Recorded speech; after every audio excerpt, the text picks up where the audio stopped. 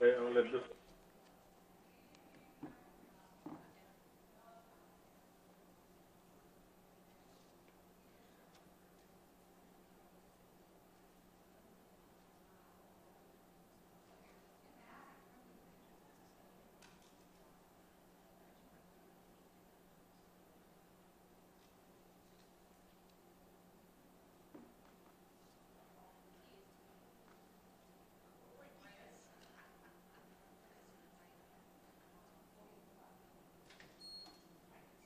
You still using the same dial number?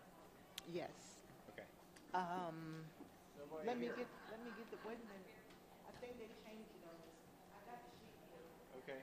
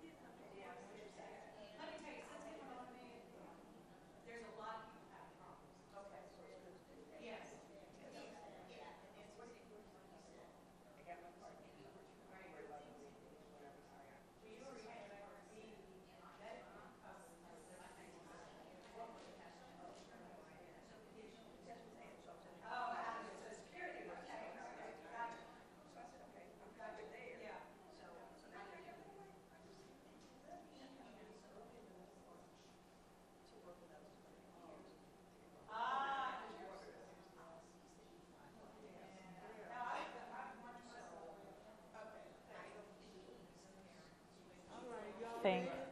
Can you hear me now, Fink? He just went and got himself something to eat.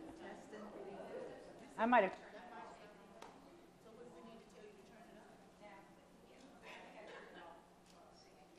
It was left on. Okay, so the green light needs to be on. Well, that's going to go off in a few seconds. Oh. This is going to show you that there's a number. Oh, yeah, sure. They did like that.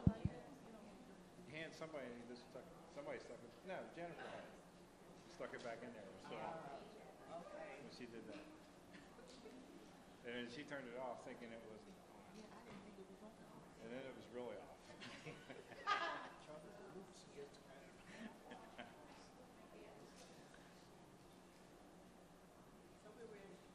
I'm ready.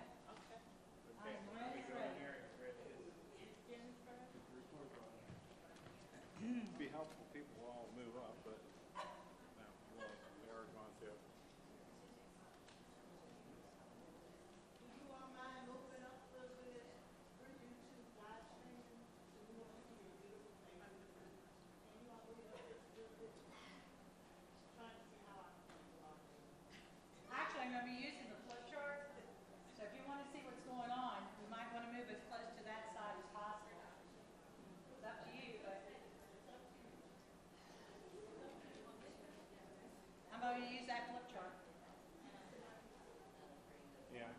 center to that side. Okay. I'll wait until Paul comes up here. Hold her hand, will you?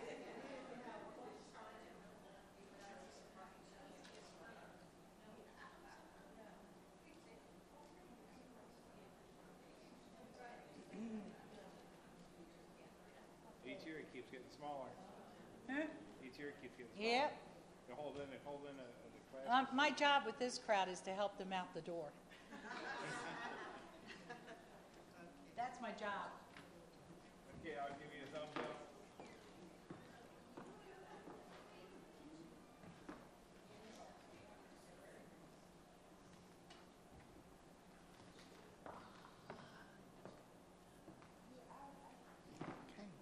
Good afternoon, everyone.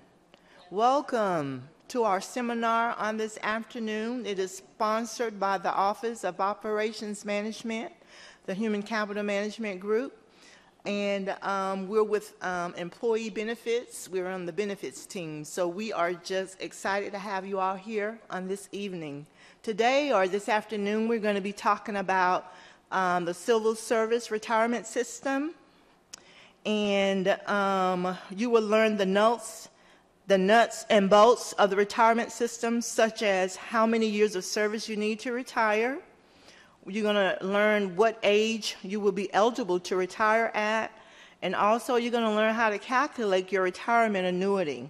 That's just a few of the wonderful things that we're going to learn today as you're looking forward to your retirement. I hope that you will learn a lot today on this topic because that is our goal for this seminar. And before I introduce our fabulous speaker on today, I have a few administrative notes. Many of you all have already picked up your survey questionnaire, so you should have 2 of those. So please fill out the survey questionnaires and return them to our health benefits staff who are manning the tables out front. Please complete the form for us. It would be so helpful. For those who are online, if you don't have a survey questionnaire, you can request one from the email address for the help desk, and it is hrcenter.helpdesk@cms.hhs.gov. That's hrcenter.helpdesk@cms.hhs.gov. So please fill out that survey questionnaire and return it for us after the seminar. And we're asking for those who are on the phones, if you would please ensure that your phones are on mute throughout the seminar presentation. At the end of the presentations, we will take questions, and then you can unmute your phones during that time. So just keep them on mute until we get ready for the question and answer portion at the end of the presentation. And when you ask your questions, please use the microphone. Please use the microphone so that our folks who are online, who are YouTubing live, and for those folks who are on the phones, audio, can hear the question and get the benefit of receiving the answer from Pat. So without further delay, I'm going to go ahead and introduce our speaker. Ms. Pat Carey is our presenter on today, and I might add that she is no stranger to CMS. She retired from the Federal Aviation Administration in October 2011, and she had over 38 years of federal service. During her career, she worked as a police officer, believe it or not. She was a federal air marshal, and she was a training specialist, all before becoming a personnel management specialist. Pat is also a training specialist. She's an expert. We call her the benefits guru. She assisted in creating the retirement seminar that was used by facilities in a 7-state area. So that was a great feat for her. Excellent training where she received recognition for. So for over 20 years, she specialized in human resources. She did counseling, and she assisted hundreds of employees and families with making decisions concerning regular retirements, disability retirements, and even death and service annuities. Pat makes her home in Leesburg, Virginia. So she's all the way from Virginia here on today. And before I bring Pat forward, she also has her assistant here today. Her name is Miss Jennifer Johnson. Jennifer is a certified financial planner, and she's a chartered federal employee benefits consultant. So she has over 20 years in financial services in that industry. And Jennifer, she lives in Frederick, Maryland. So she's an independent financial advisor. And Pat is going to tell you a lot more about Jennifer when she comes forward. So without further delay, please join me in giving Pat a warm CMS welcome. Thanks, Paulette. Can you all hear me? Good. Glad to be back. A lot of faces that I've seen previous. I'm here to help you get out the door eventually. You know, back in the day when we were doing our retirement seminars, they cut it back because of funding. There was a company in Colorado that recognized you not only needed to know your benefits, but you needed somebody trained in your benefits to give you financial advice. Because our benefits are not like the private sector. And as a result, if they're not trained in federal benefits, they're not going to give you the best information. 95% of your decisions are mathematically based. If we crunch those numbers, we can come up with the answer. I dare say the other 5% is psychological, the emotional end. And sometimes that emotional is far bigger than what we know the numbers are saying. And I get it. I was there. And so what they did was they trained financial advisors in our benefits.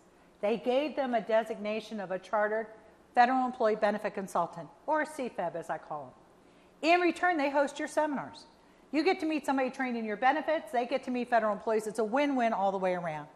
And today we're lucky to have Jen Johnson with us, and I'll ask her to say a few words if I can. Good afternoon. I am Jen Johnson. Thanks for having us here today. And really the reason that I host these seminars is because Pat, for the next few hours, is going to give you a lot of information. And it's good information. And if you retain it all, well, that's pretty impressive.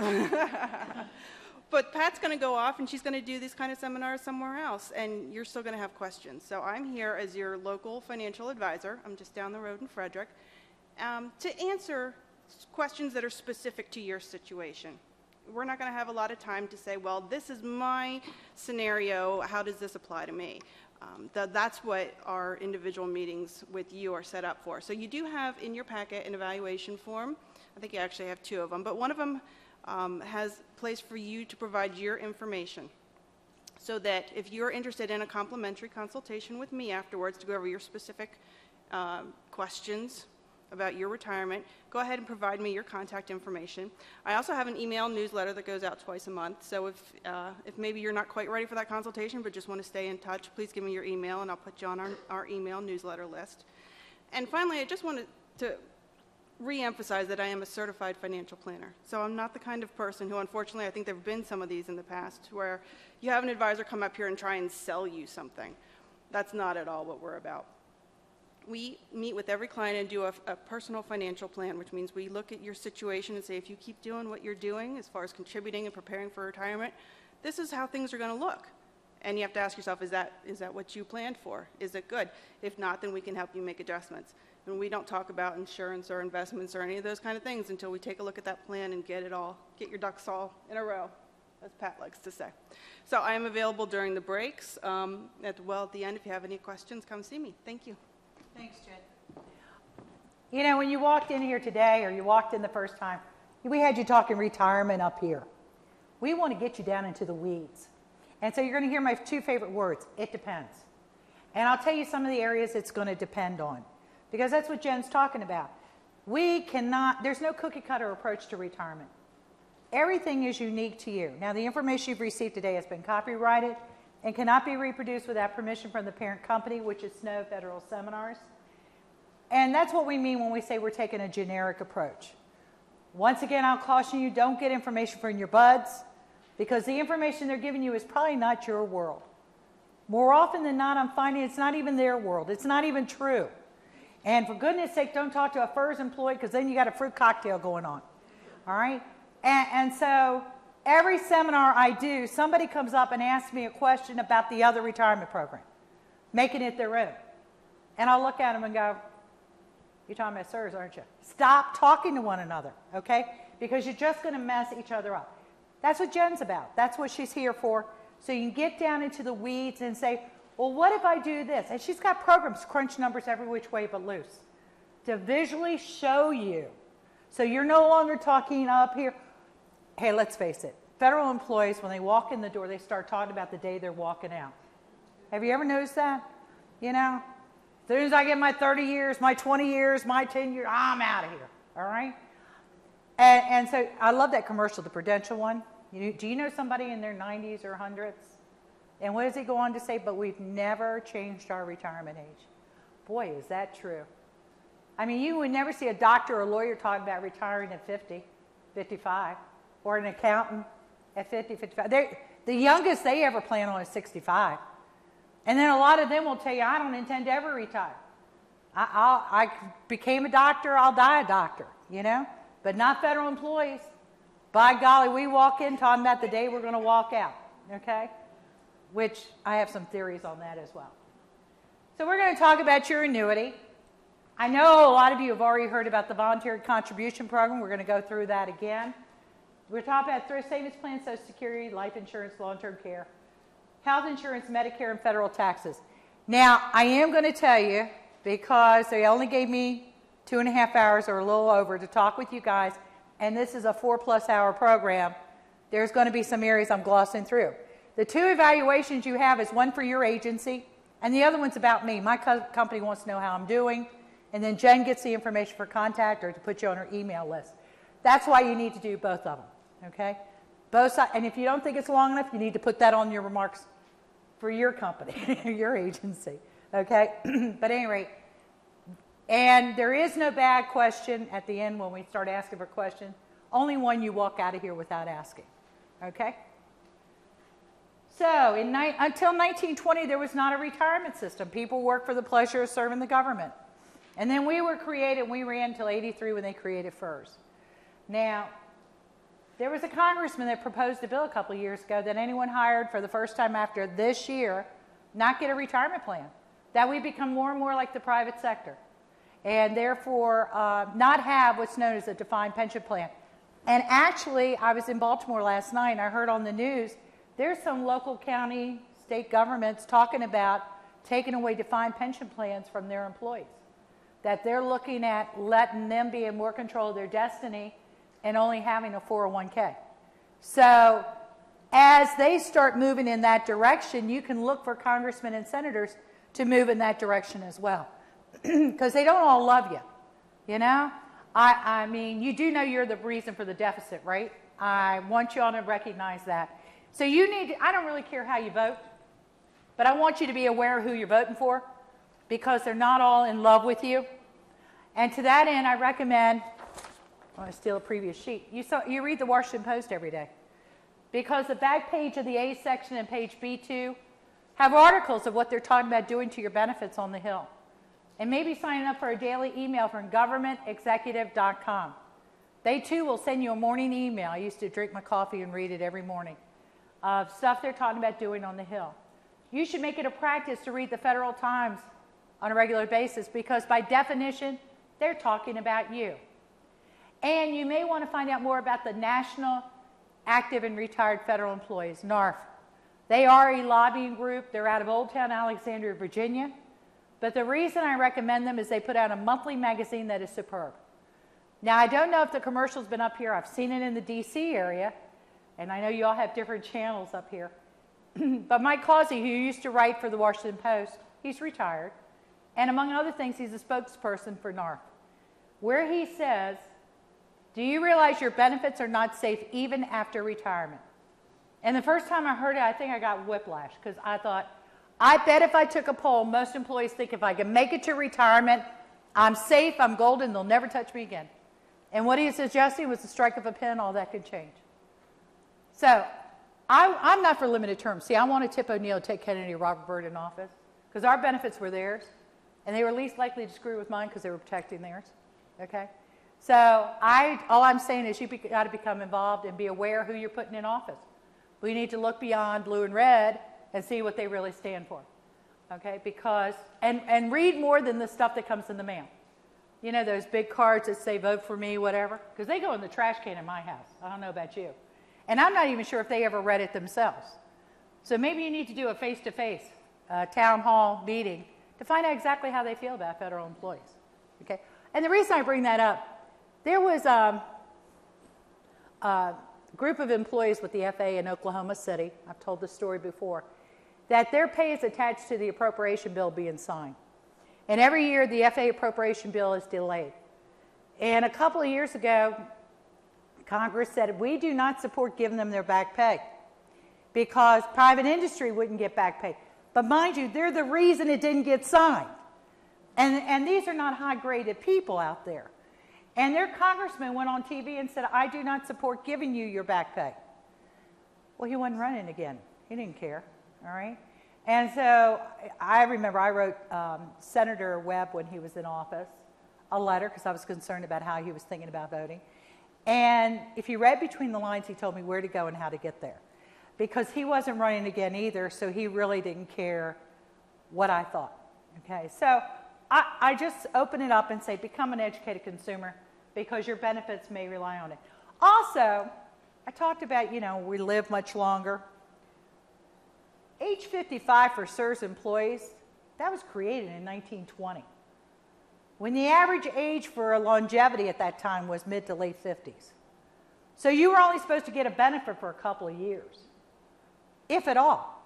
I mean, you were supposed to die before you got to retirement. So the idea that they're talking about amending or encouraging you by amending your benefits to keep working, doing something, would not be that foreign because it was not designed to pay you a pension for 40 years. Okay? Just saying. So you need to become aware of what they're talking about doing and don't think you're golden and never going to be touched. I met those employees in the late 80s because they believed Uncle Sam would take care of them. And when they heard what the rules now were, they were like, I can't afford to retire. They changed all the rules on me. All right? And that's why I believe you need to become that educated consumer.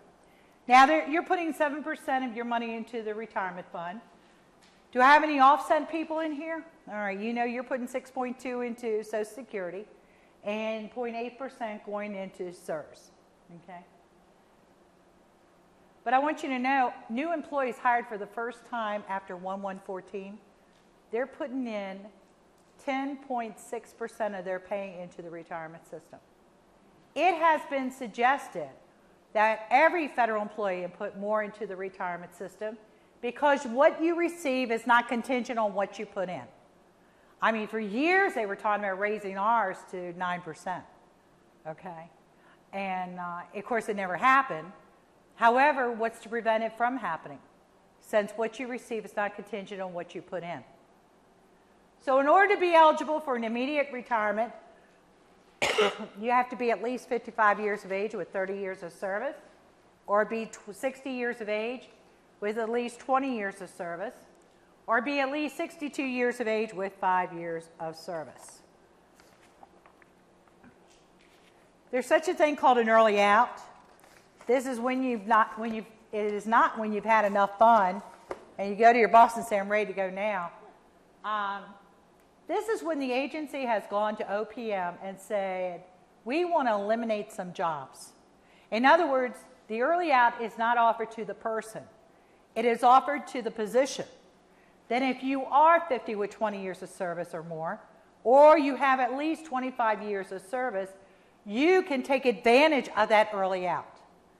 It could be as a result of a reduction in force, downsizing, reorganizing, or moving your job to Leesburg, Virginia, and you say, I don't want to go. We have outlet malls. It's not all bad. However, if you're under age 55, you lose 2% for every year under 55. That is a permanent reduction that you never get back. Okay? I already said that. All right, I'm giving out the homework assignment again. I recommend you get a paper copy of all your personnel actions because as you know, The only way you can access your personnel actions is on a government computer with a government printer on government time. Because of the firewalls, you cannot do this at home. And as a result, you need to do this while you're an employee, because after you retire, you too will have a visitor badge and not have access to that computer, printer, or to the records. When you look at your records, you want to make sure your name is spelled right, your date of birth is right, your social security number is correct. I've actually seen all three wrong because it was manually put in. It could have been manually messed up. You also want to make sure in box 30, no, I lied. Yeah, box 30, it says CSRS or CSRS offset, that you're in the right retirement plan.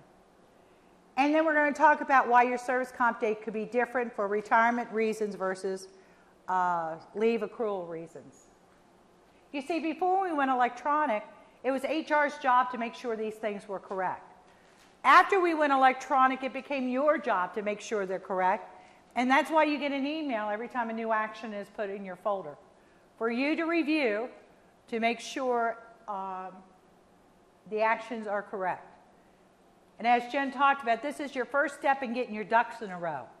You want to make sure all your records are in your folder, because sometimes when you transferred from another agency, they would have called for your actions but never looked to make sure they made them into your folder.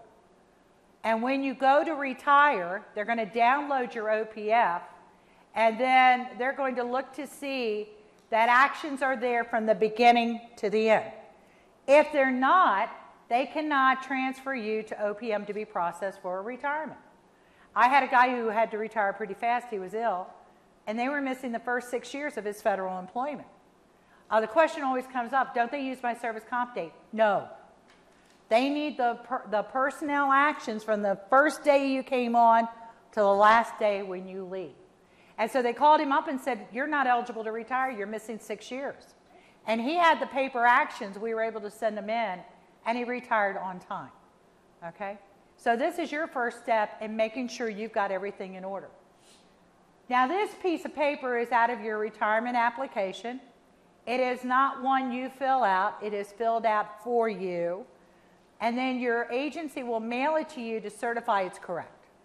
They're going to outline every place you ever worked.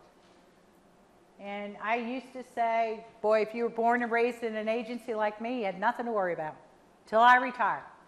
And I got mine and was missing the first 2.5 years of federal employment. I am sure they fixed the glitch that was there that prevented it from being accurate.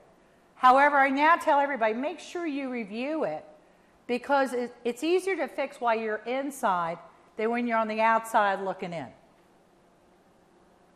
Your credible service is that time between when you were first hired and you separated and you paid into the retirement system.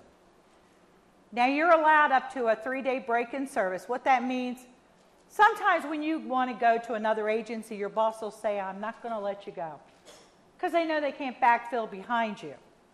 And if it's a lateral transfer, they can hold on to you till the cows come home. If you have a firm offer in writing, you can resign. And as long as you get picked up within 3 days, those 3 days are forgiven. Okay? You're also allowed to be in a leave without pay status. That is an approved absence that you don't receive money for up to 6 months in a calendar year. You could actually be gone a year. You could go out July 1 to December 31st. January 1 to June 30th, 2 different 6-month periods, and the 6 months starts over every year, and never have it affect your retirement. But like I say, before you go run to your boss and say, I'm late, I'll see you in 6 months, this is normally in conjunction with illness or maternity, paternity leave. Okay? Workers' comp, as long as you get a approved retirement by OPM, or you come back to work for a pay period, that time would be credible as well. Intermittent workers, you do not have intermittent workers here at the agency. All right, you got people working intermittently, that doesn't count. FEMA hires people to work a hurricane, a tornado, then they let them go. IRS will hire agents to work a filing season and then let them go. Their year is based on 260 days a year. Now, has anybody worked part-time for the government? Before or after 80, well, let's do first. Before 86? And so did you get a letter asking you if you wanted to pay a deposit into the system because you were given an undue advantage before 86. And well, then you want to make an appointment with Paulette's group to have them look through your OPF to make sure, because before 86, if you were working part-time and I was working full-time, you were getting as much credit towards your retirement as I was. After 86, they made it fair. And they said if you're only working half the time, year for year will count towards retirement, but your annuity will be reduced for that period of time that you were part-time. Okay, so that's another homework assignment for you. Did anybody work for the government where you did not pay into the retirement system? Okay. Was it before or after 82? All right, so have you made the deposit? Well, then you're only going to get a 10% reduction. Good job. Again, it's crunching numbers. What makes sense to do? Did anybody work for the government? Well, you offsetters did. Work for the government, quit the government, and come back to the government. Did you take your money out? Did you figure out? Paying back. Good job. Because I didn't know you had to pay the entire amount. Oh, yeah. Oh, yeah. Plus interest since you had it. Oh, yeah. So yeah. That's a rude awakening, isn't it? Oh, yeah. But again, it's number crunching to determine if it makes sense or not to pay the redeposit back in. Okay.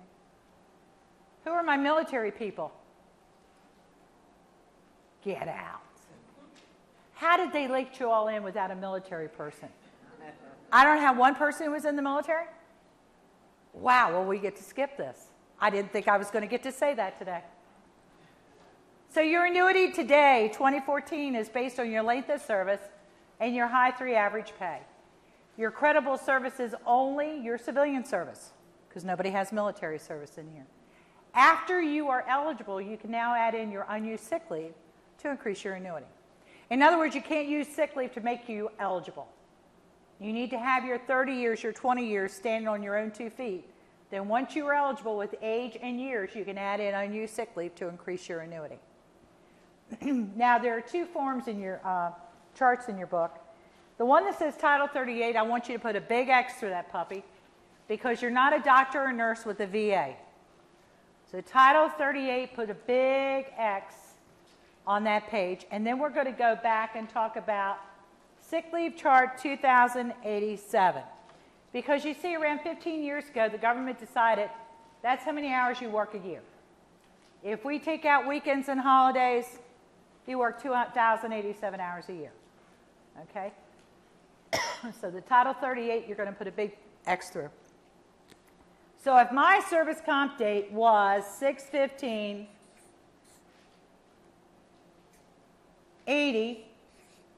and I was going to retire 12/31/14, I would have 6 years, 16 days, 34 years. I'm 55. I'm eligible to retire. Everybody with me? So now let's pretend I have 1,000 hours sick leave. Well, you will notice with the chart, your months go across the top, your days go down the sides, and when a number falls between 2 numbers, it's the only time the government lets you round up. So 1,000 hours falls between 997 and 1,003, right? So it's worth 5 months, 23 days. So now I have 39 days, 11 months, 34 years. In the government, 30 days equals a month. 12 months equals a year. This person's annuity is going to be based on 35 years. But I don't have 9 days to burn. As a matter of fact, I tell the story that I took a course from OPM, and they said, remember, we're the final deciders, because they're going to go page by page through all your personnel actions. All right? So they suggested, and I did for over 20 years, give up 2 days. So you didn't lose a whole month. And then I would go back to the chart and see that 7 days is worth 41 hours. I have 41 hours that can be used for a bona fide sick reason. I don't encourage anybody to get too sick too soon. All right, look, I gave the examples the last couple times I was out here. The guy who couldn't retire until June, he wanted to go out with no leave on the books, same way he walked in. And then he fell on ice and had to have surgery, and we couldn't advance him leave because we have to know you're coming back to work it off, right? So then he goes in the leave donor program. Well, since I saw you, I had a lady say, there's 3 questions you're going to ask. Do I know you? Do I like you?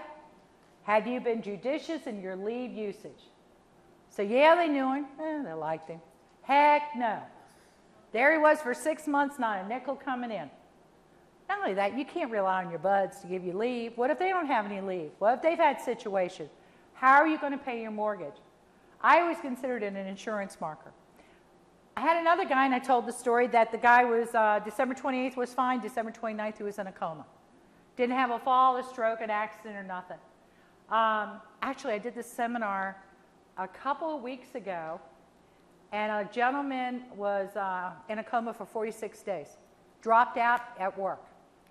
My guy, the first one, he intended to retire in July, so he had a lot of leave under his belt, but that's when we found out nobody can retire you for you.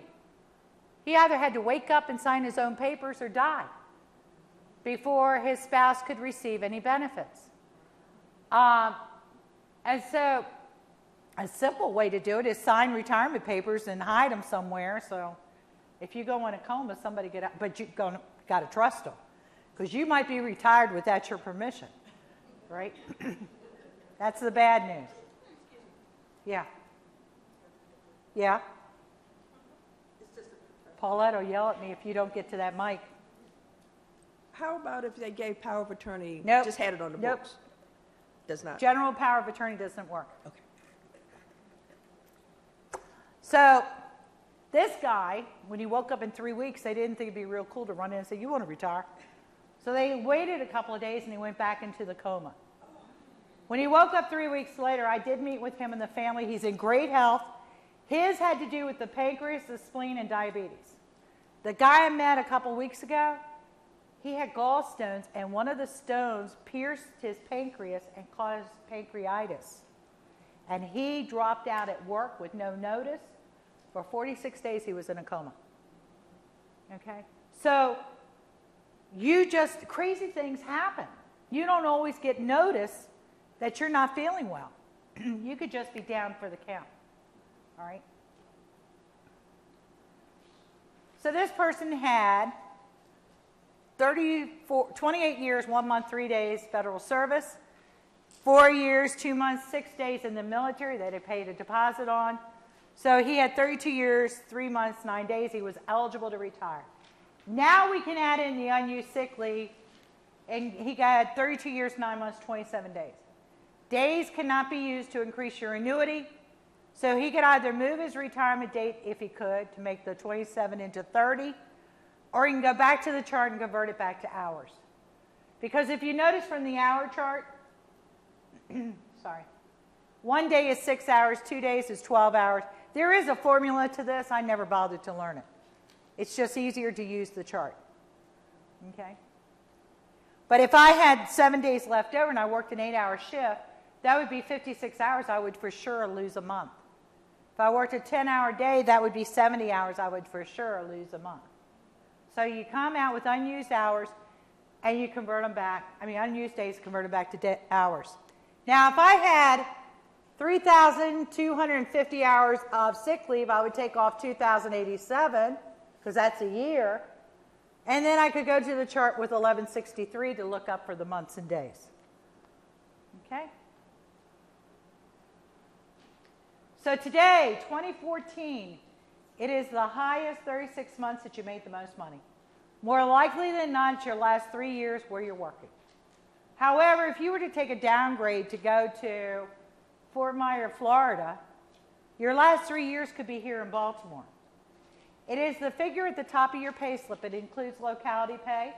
It does not include night differential, Sunday pay, holiday pay, or award money, or any other differential. It is that figure at the top of your pay slip. Now, why do I keep saying it's going to be your high 3 today? You know, they're talking about going to high 5. I believe it's going to happen next year. I believe that they're going to pass it at 2:30 in the morning on the 13th of the month. You're going to wake up and find it's a done deal. And I couldn't have paid for this to happen, but this morning somebody came up, grabbed the mic and said, do I think they're going to grandfather you in? I think that is so funny. No. Why would they wait 20, 30 years to collect on something? You see, they started talking this stuff 4 years ago. And at the time, we were getting really nice cost of living increases, of which you haven't seen one for the last 4 years. So that's why I think next year, the 5-year, because it won't make much difference if you're high 3 or high 5 in most cases. It's going to be the same number. So the few that got a promotion where it impacted, they don't really care about them. All right. So I believe it's going to happen next year. So does the Federal Times. So does Government Executive. So does the Washington Post. I'm not psychic. I just read, you know. And so I'm encouraging you all to become that educated consumer and read yourself, to stay up on what they're talking about doing. Hey, look, if they gave themselves a pay increase at 3 o'clock in the morning, you can go bet your bippy that they're going to do something like this in the wee hours. Okay? So here's what they do. This person wanted to retire September 1, so you go back 3 years, September 1, and you do what I call a stop and go. Every time there's a change in pay, you would subtract the 2 dates, similar to what I did here, to come up with years, months, and days that they made a certain salary. In this case, from September 1 to the following June 23rd, they made $47,000 a year, which was 8 months and 24 days.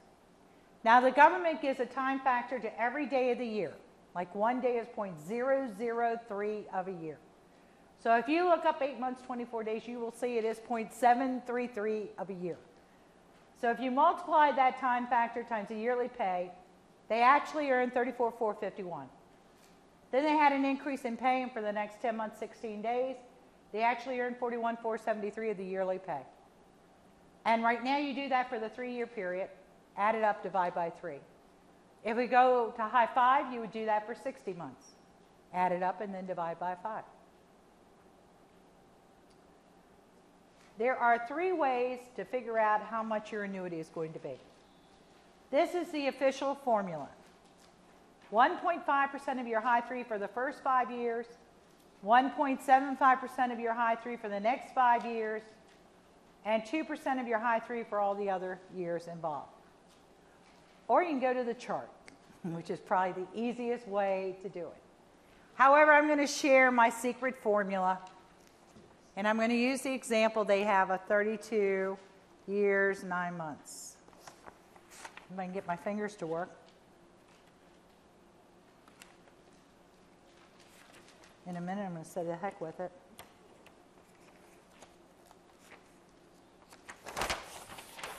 Maybe it's just thick. My short formula I always used when I was working was 2 times years minus 4 equals the percentage of high 3. So if I use 32 years, 9 months, 2 times 32 is 64. Minus 4 equals 60%, right?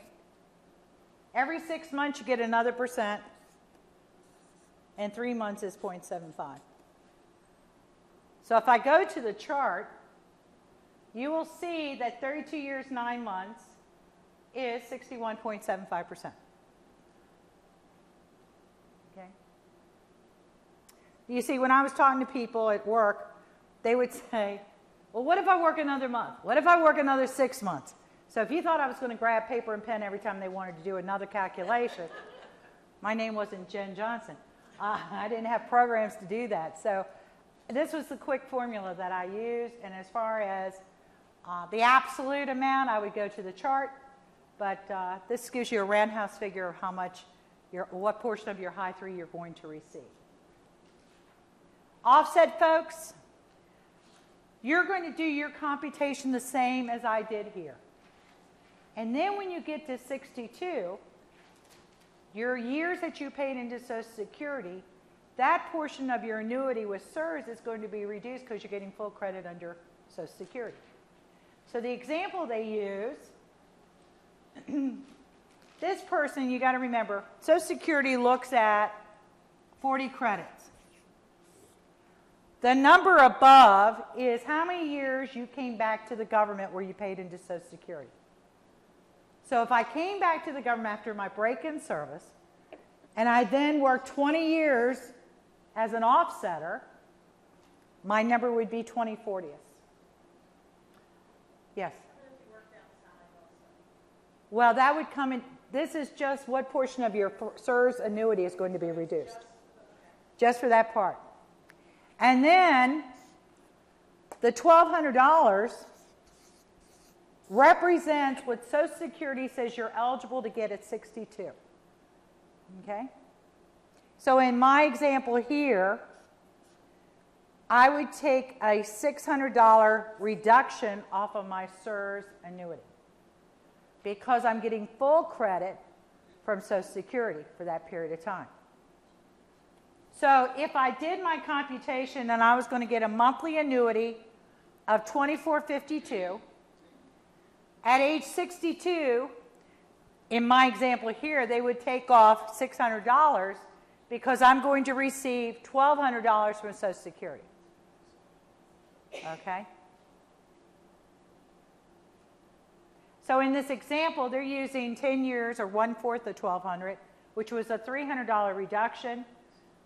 So if they had not worked, not had a break-in service, not paid into Social Security, their annuity with CSRS would have been $24.52.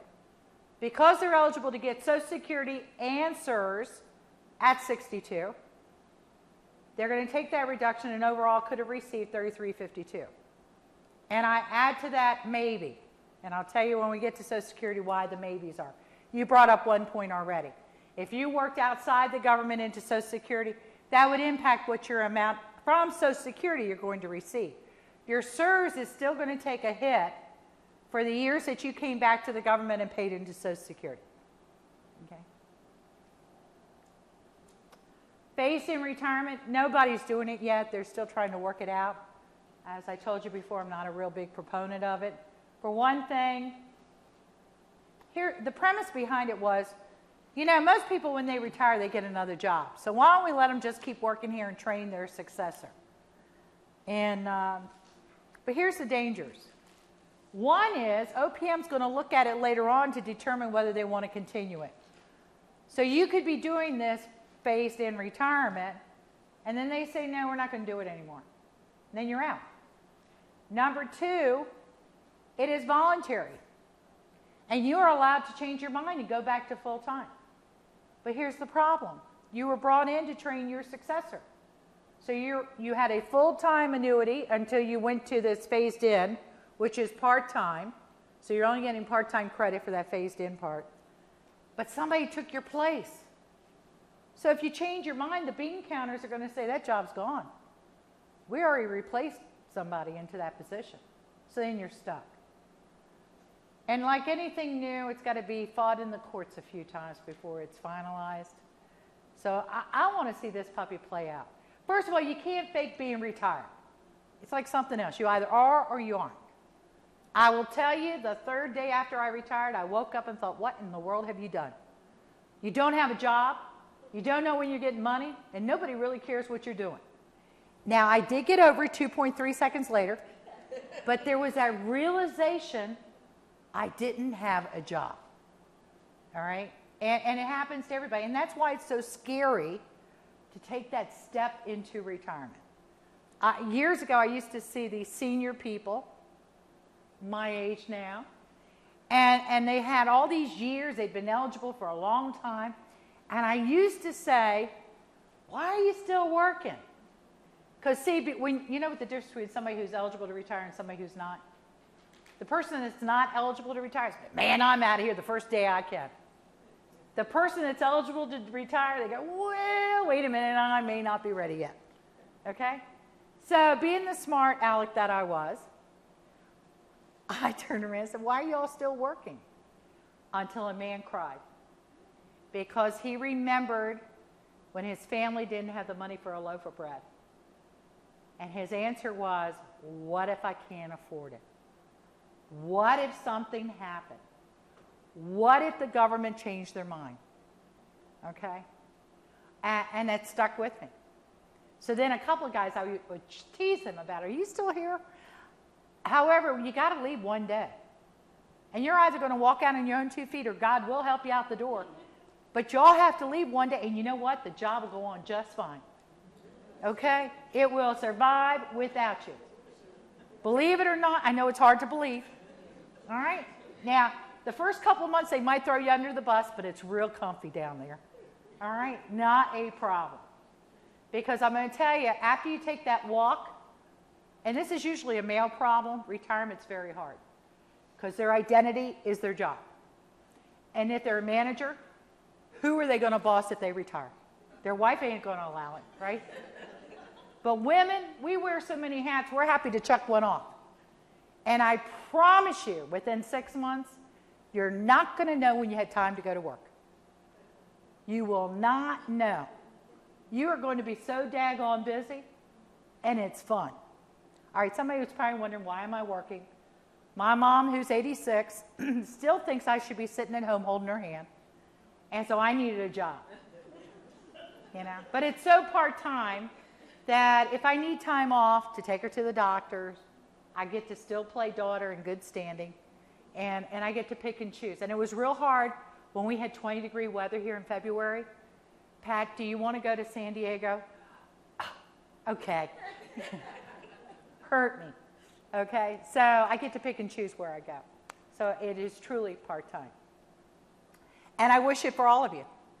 If you don't know what you would do in retirement, give it a lot of thought. Get the 6-pack of beer. Actually, I just discovered Angry Orchard. It's cider.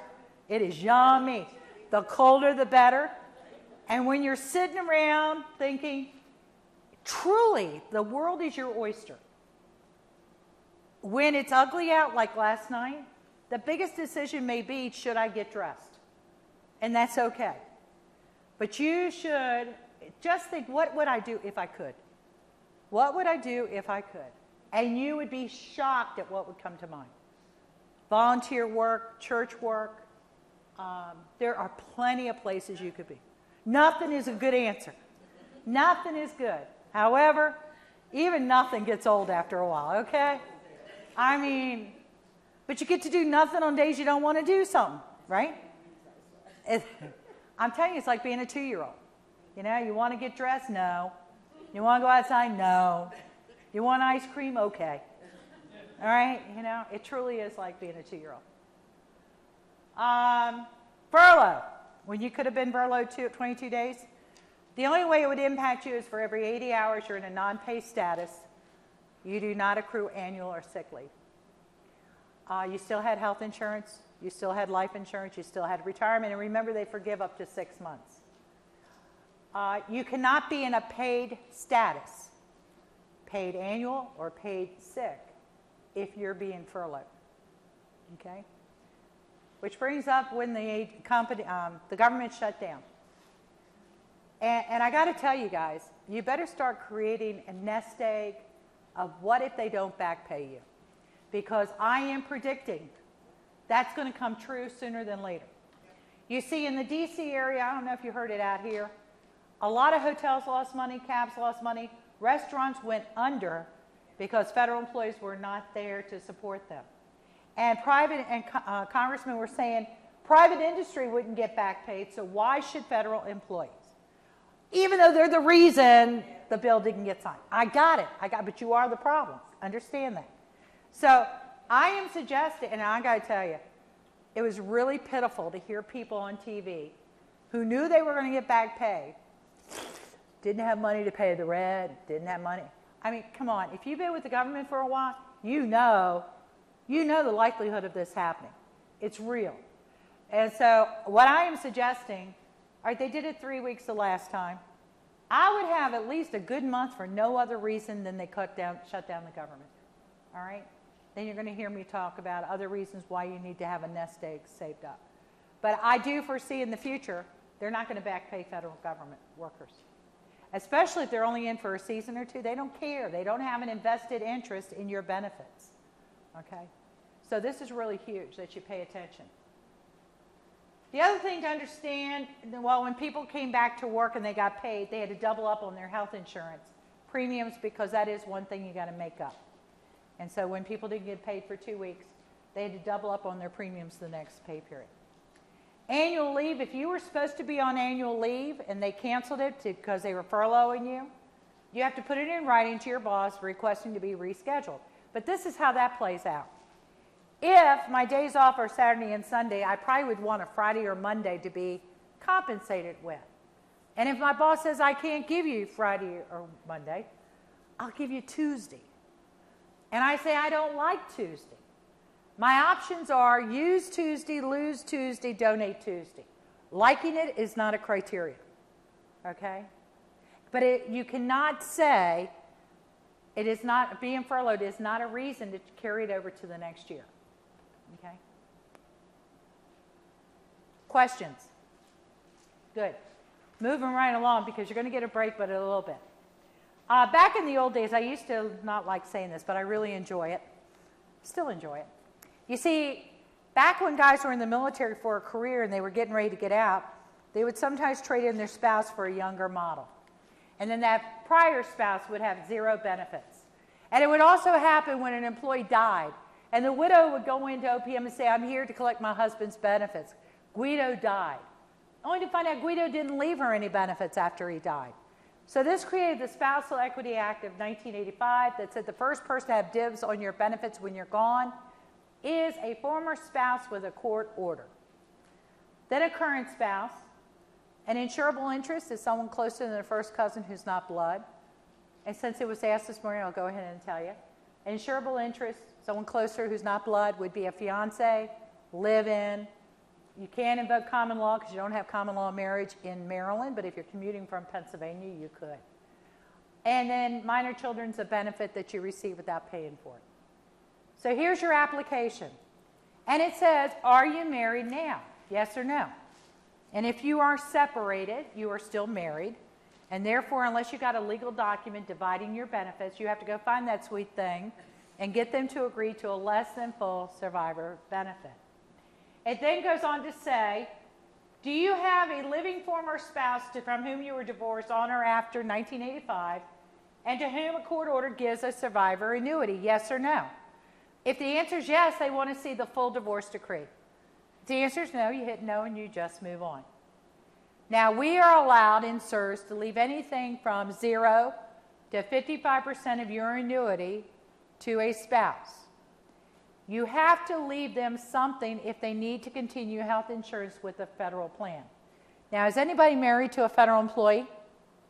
You do not have to leave a survivor annuity as long as you're both receiving an annuity from the government, because then you could pay for your own health insurance from your own annuity.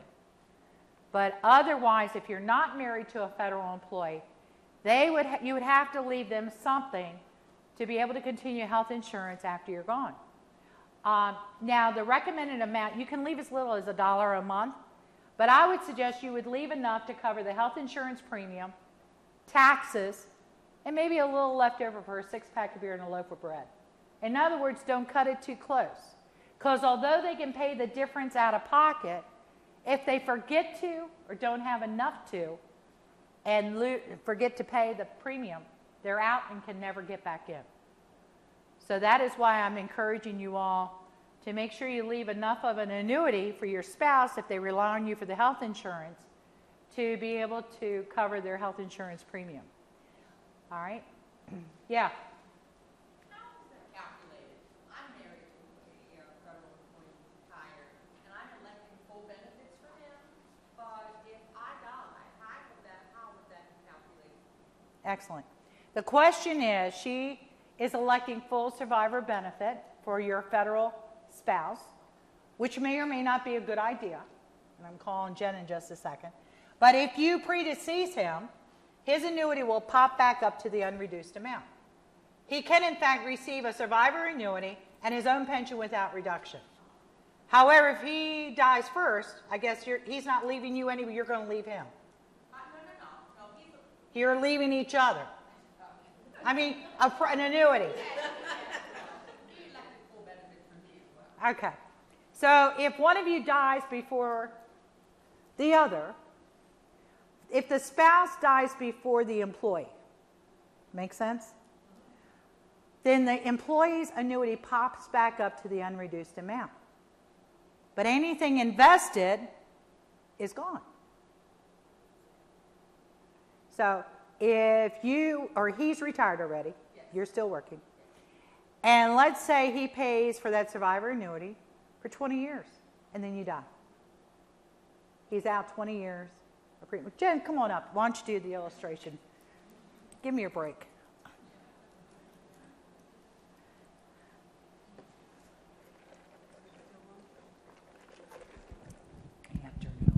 Oh, it's on. Okay. All right, I'm going to find my flip chart from this morning because it's the same example. So give me just a moment. Okay, if you want to start talking, and I'll find it for you. Okay. Thanks, Pat. So let's consider exactly what a survivor option is. You're giving a certain amount of money, so usually about 10% of your annuity, to a company in exchange for a promise of money in the future. What does that sound like in the private sector? When you give money each year, you're paying a premium to get some kind of death benefit in the end. So the question becomes, is it better to take the survivor annuity through the government, if she can find my page? I know. I can read it. Or is it better to maybe not take the survivor option, take the full annuity, and use the money you would have paid for the survivor option to purchase a private life insurance policy? So let's talk about the pros and cons of doing that. One, with the government pension, if your pension's $50,000 a year, let's say it costs you 10% to provide that survivor annuity, it's $5,000 a year. But in a few years, your pension goes up because of inflation, so now you have a $60,000 pension. Well, what's 10% of that? $6,000. So you've got an increasing premium with the government plan. When you purchase individual life insurance in the private sector, usually we have what are called level premiums. So you can lock in that rate. Let's look at another difference here. When your survivor gets their survivor pension, that's still taxable as income, as retirement income. So they're paying federal and state taxes on what they receive. I stole the bottom part of your chart. That's why. We're past this, so we're good. So again, survivor pension that your surviving spouse receives is subject to taxes. But life insurance death benefits are tax-free. So something else to consider. Now, if you still like the idea of that guaranteed income, you can take the lump sum death benefit from a life insurance policy and go buy an annuity and turn that into, but at least you've got options with that. So what's a reason maybe why you wouldn't consider doing that? Well, private life insurance is, the premiums are based on your age and your health. So if you have a medical condition, it may not be the best option for you, but it's worth checking into. For example, even people who have survived cancer and are good 3 years later can still get a pretty decent rate with insurance these days. So it's always best to check, but don't wait until the year before you retire to do it because you're older. And if you can lock in a lower rate when you're younger and you have a little bit of savings you can put towards it to get it started earlier, you might end up saving yourself some money in the long run. There was one other thing, I'm sorry, just slipped right out of my mind. But basically what I'm saying though is there's a lot of choices that you have to make. And it's good to meet with somebody who can maybe present just some outside of the government options to you, just so you can say, yes, I checked it out. And it still makes sense to do the survivor option, or maybe it doesn't.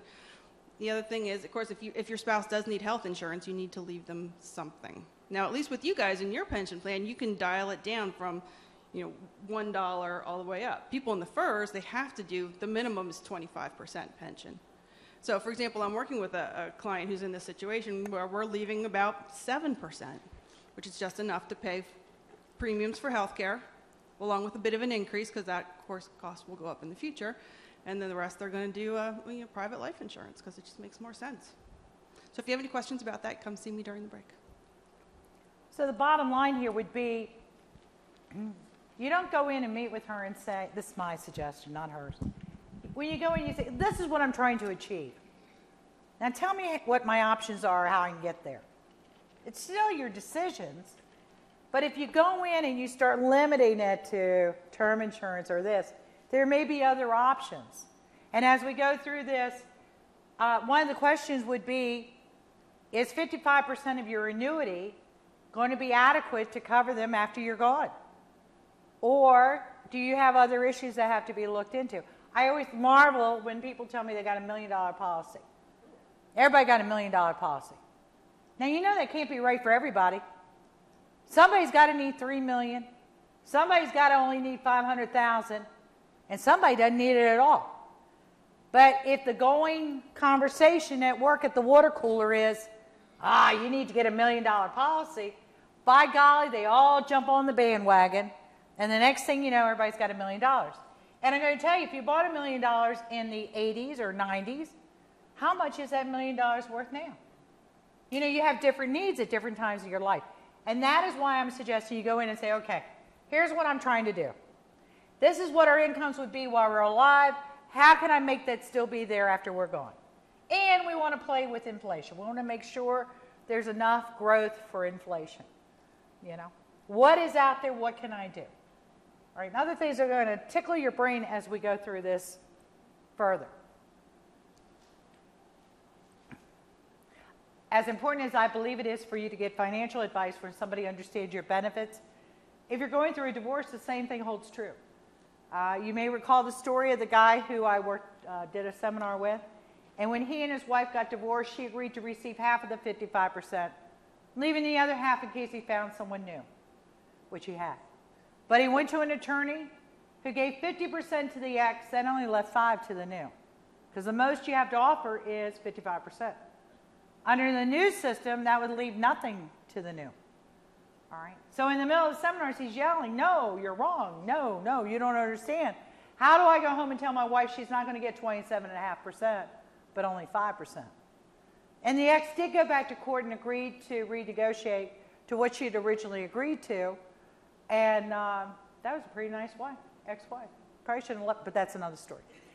At any rate, so if you leave a full survivor benefit, which is 55% of your annuity, it's going to cost you a little less than 10%. And we'll show you how it's calculated in a minute. If you leave a partial survivor benefit, your spouse has to give written notarized permission to a less than full survivor benefit. Okay? And if you want an annuity only during your lifetime, and you're married, your spouse has to again give written notarized permission. Now the kicker is you both have to receive a pension. I did this seminar in Florida, and the woman, when she agreed not to receive a survivor annuity because she was going to receive her own annuity and therefore could pay for health insurance out of her own annuity, and that was the plan when he went to retire. Except it galled her soul that he slept till noon every day, and so she quit, and he died, and she had no health insurance. And now she was back working for 5 years to take health insurance into retirement. And if you want to meet a miserable human being, it is that person working the 5 years to take health insurance into retirement. All right? So it's really crucial that you really understand what you're committing to if you do waive entitlement to each other's annuity.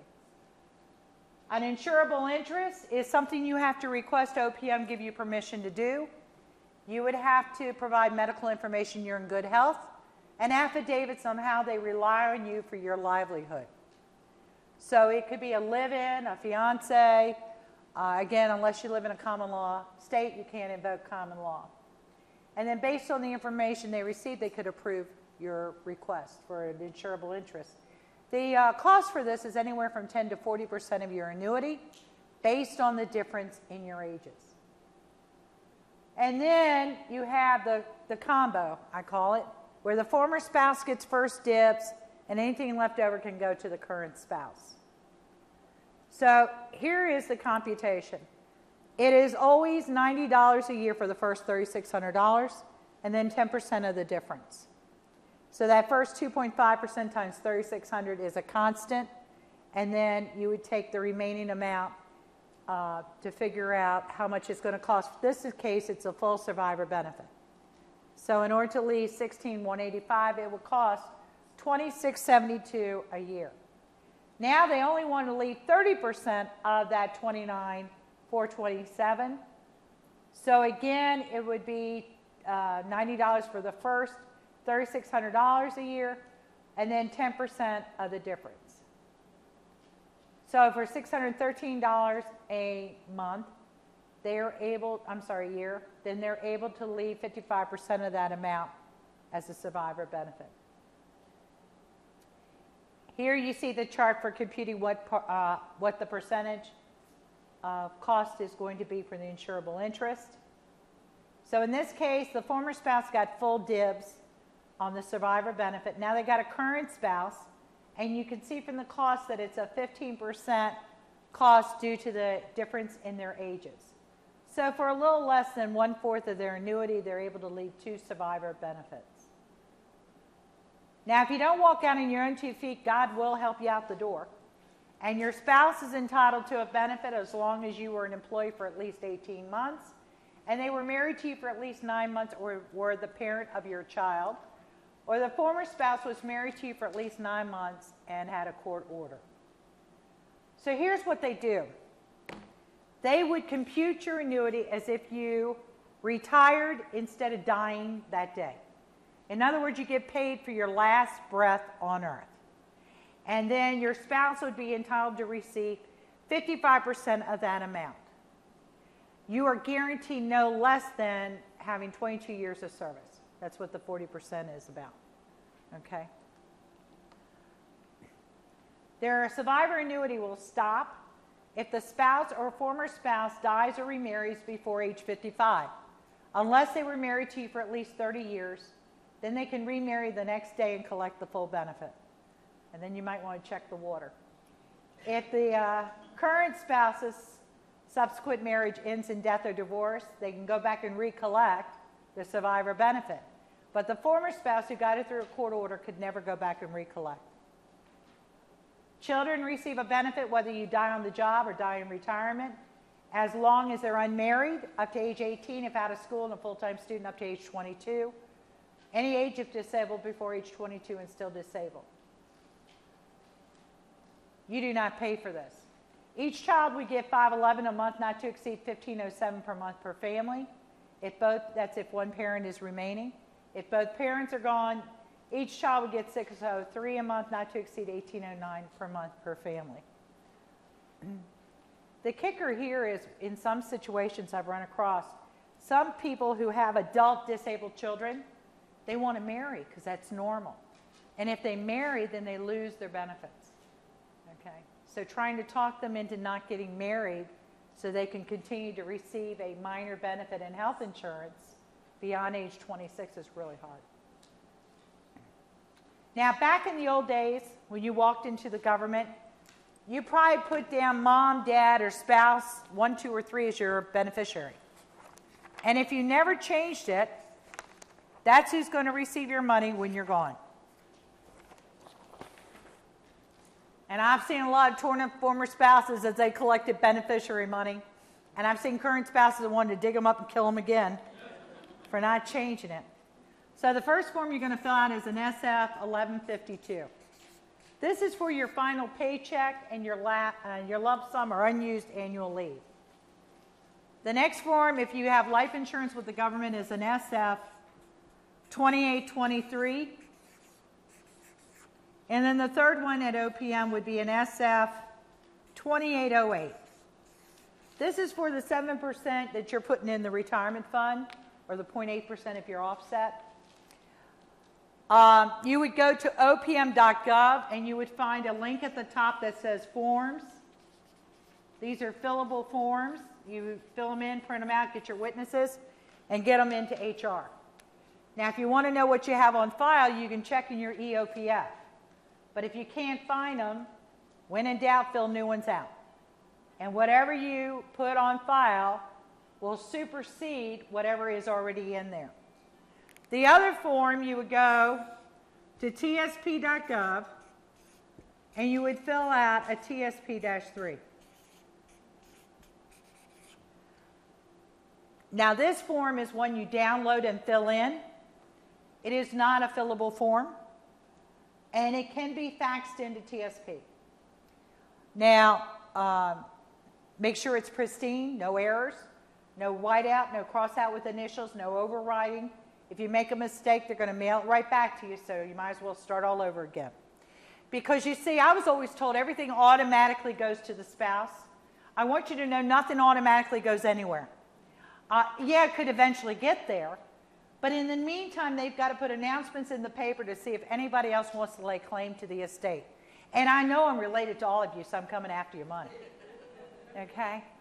And I'm going to tell you, every place I go, I meet somebody that's had this happen in their family.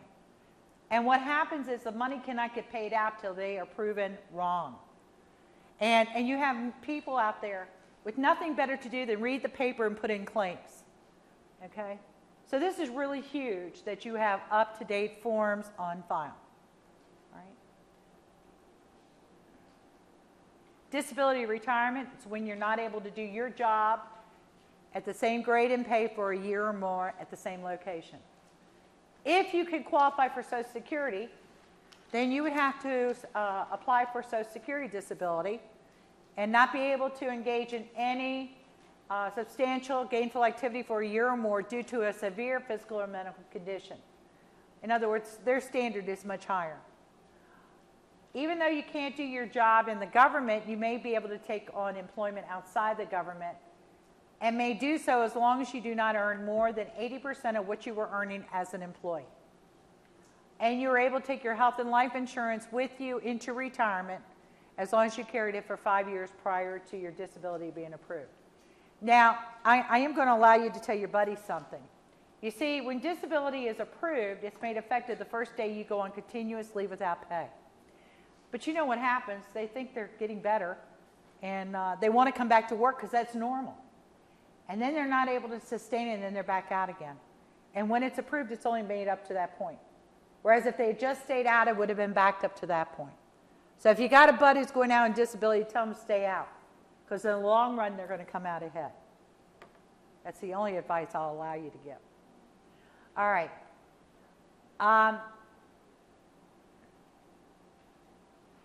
So what this does is give you a window of opportunity to be eligible to retire. You know, back in the olden days, disability retirement used to be tax-free. So you know what happened. Everybody got within a year or so of retirement, and then they went to see Dr. Quack, who said, you are far too sick to go to work.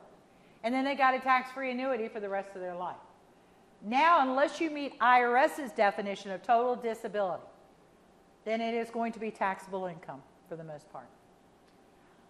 You would have to submit medical information, and they want more than a note that says, Pat can't do her job for a year or more.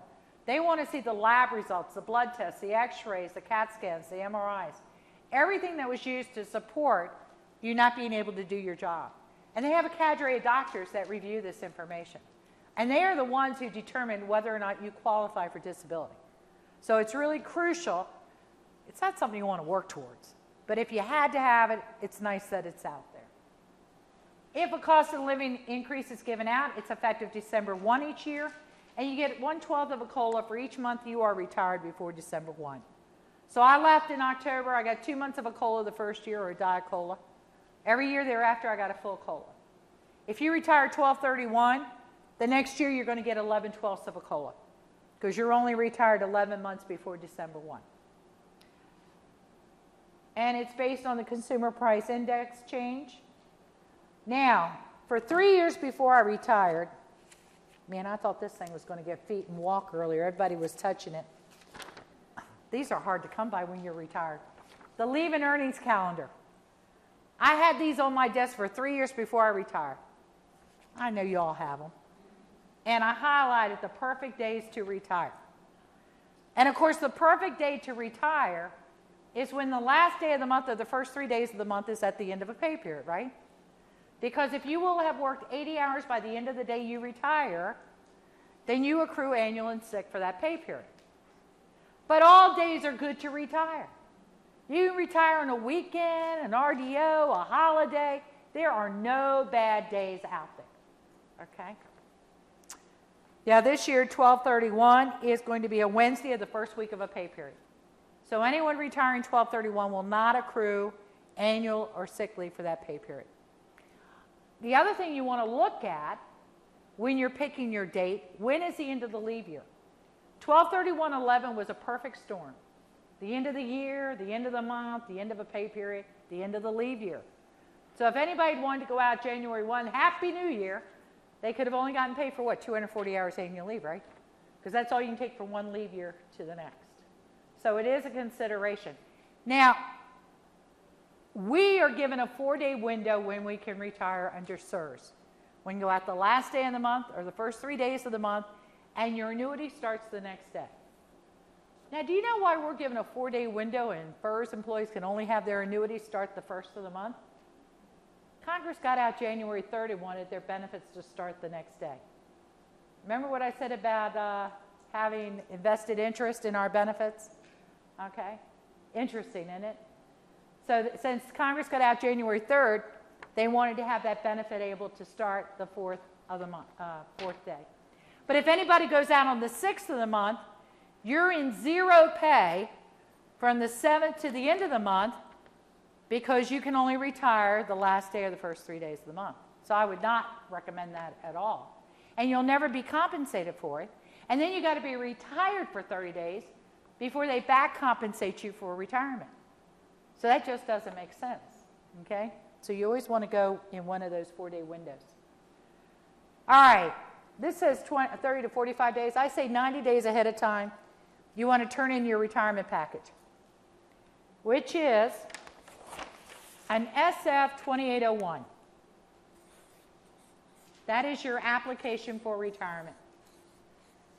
And then if you have life insurance with the government, you want to fill out an SF 2818.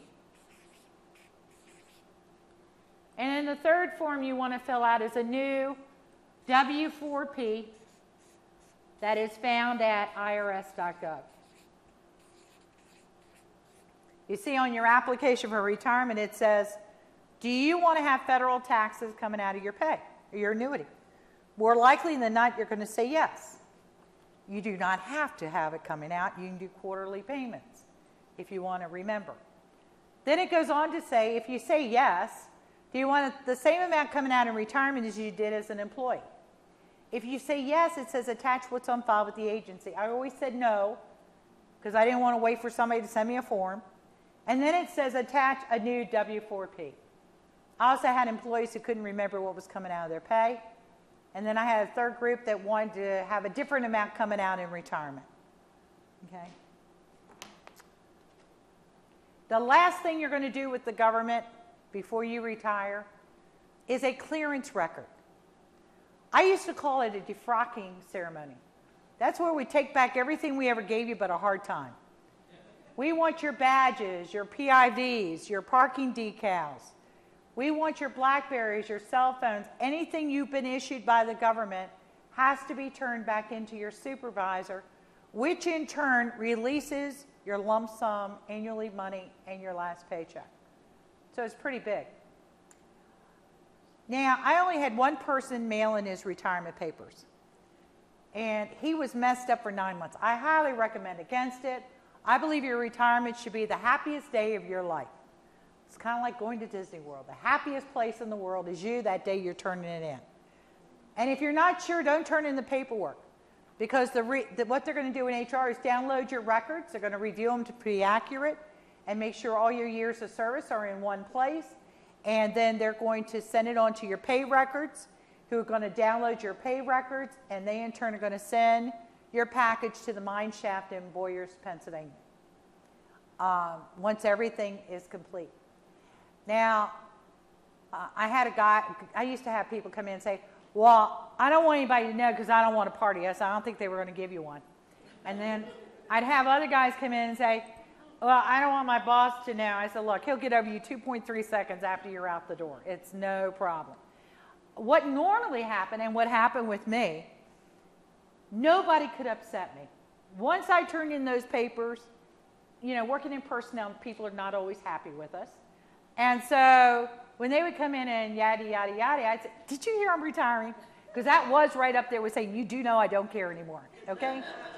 And what happened with my guys more often than not they would come back in a week later and say, I can't wait that long. I got to go now. Because there is a click that goes off in your head when you decide to retire. And you are mentally no longer there. You're already planning the first 3 weeks of retirement. Okay? As what they would say, I worked with air traffic controllers. I can't do this anymore. I am so out of here. Okay? And then what's going to happen? Now, here's the good news for service employees. I retired October 2nd. I got a letter from, and my package went to OPM. And around the 23rd of the month, I got a letter from them giving me my CSA number, my Civil Servant Annuitant number. And then I got one of those half envelopes with the perforated side. It gave me my PIN number. Because you see, when you retire, OPM becomes your payer. That's who's in charge of your pay. And so if you go to opm.gov, whoops, if I could spell, you would see a link that says retirement. And then you would see a link that says Services Online. Services Online is your payroll department in retirement. While you're in an interim pay, you get an interim menu. They allow you to change your home address, your direct deposit, your federal taxes, and your, wait a minute, did I say that? Email address? Okay. Email, direct deposit, home address, federal taxes. State of Maryland, if you have to pay state taxes, you have to pay out of pocket until they finalize you, as well as your dental, vision, and long-term care. That's an out-of-pocket expense until they finalize you, and which can last anywhere from 1 to 9 months. Now, I got to tell you, I got my paper from OPM, and then a couple of days later, I got this letter, and I'm on Facebook, so I posted, I think I'm getting money. And sure enough, November 1, I had an interim pay going in, which for CSRS employees is almost exactly what you're to receive in retirement. And so, but the thing was, I stayed in interim pay for 10 months. Now, mind you, I walked in the door, and 100 years later, I retired. I had no runs, no hits, no errors, no break-in service, no nothing. And it took them 10 months to finalize me. At which time, I got the book. And this book is what everybody receives. It's 28 pages, all about me, because it's my book, as it should be. But I mean, there's no fluff pages where I say, that ain't me, that's not me. And it will have in there what your annuity is going to be, how much they're taking out for federal taxes, for survivor annuity, health insurance, life insurance, how much they overkept out and had already put into my checking account, okay? And what my new figure was going to be about when it was all said and done. Now, I got to tell you, the amount they direct deposited into my checking account was almost exactly what I owed for state taxes. So it was almost a wash, all right? That's the good news for us. That's not true for our first brothers and sisters, but it is true for us. We're going to get almost what our entitlement is in retirement. Yes, ma'am. So, you mentioned federal taxes, and there's a form you need to complete, but you didn't mention what you need to do for your state taxes. You would have to go to the State Department of Taxation, State of Maryland, Department of Taxation. And they should have a form there for you to fill out to make your periodic payments. Okay? Now, I don't recommend, yes, ma'am. You said turn in retirement at least 90 days prior to the 35 or 40 process. The reason I say turn it in 90 days ahead of time is because most people retire at the end of the year. And as a result, you know where everybody is at the end of the year, don't you? It ain't at work. So I want them to have time to put you, and so many go at the same time. It gives them a chance to put you in the queue, to be ready to go, and everything. It gives them enough time to work with you. And they don't panic because they took off for Thanksgiving, they're taking off for Christmas. You follow what I'm saying? Now, having said that, there was a case, it was not your agency or mine, but a guy changed his mind December 28th. And like I said, nobody was at work. So he left a message. When they came back to work in the new year, he was retired. So he sued him, took him to court. And the judge said you had the right to change your mind, but you did not give due notice. Enjoy your retirement. All right? So that's why I say the 90 days is a comfortable time for the person to go through your jacket and make sure you've got your ducks in a row. I had another guy who worked in the same building with me. He was not part of my group, but anyway, he got stupid on himself. And he started giving out road maps when he turned in his retirement papers. In other words, told people where to go and how to get there. And when his application got to the region, he was 10 months shy of being eligible to retire. Now that's a boatload of crow to eat, okay? And it's so unnecessary because the only person you're hurting is yourself. And like I said, it's not about anybody else. It is all about you. And why not have a great retirement? Because I did one at another agency, and man, I had to negotiate with this woman. She did not want to tell her boss. And because I worked in the building that had safety-related positions, if you turned in your retirement package, the region did notify management that you were leaving because I worked with air traffic controllers. Her agency did not tell management.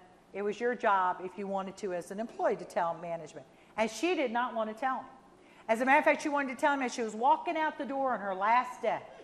All right?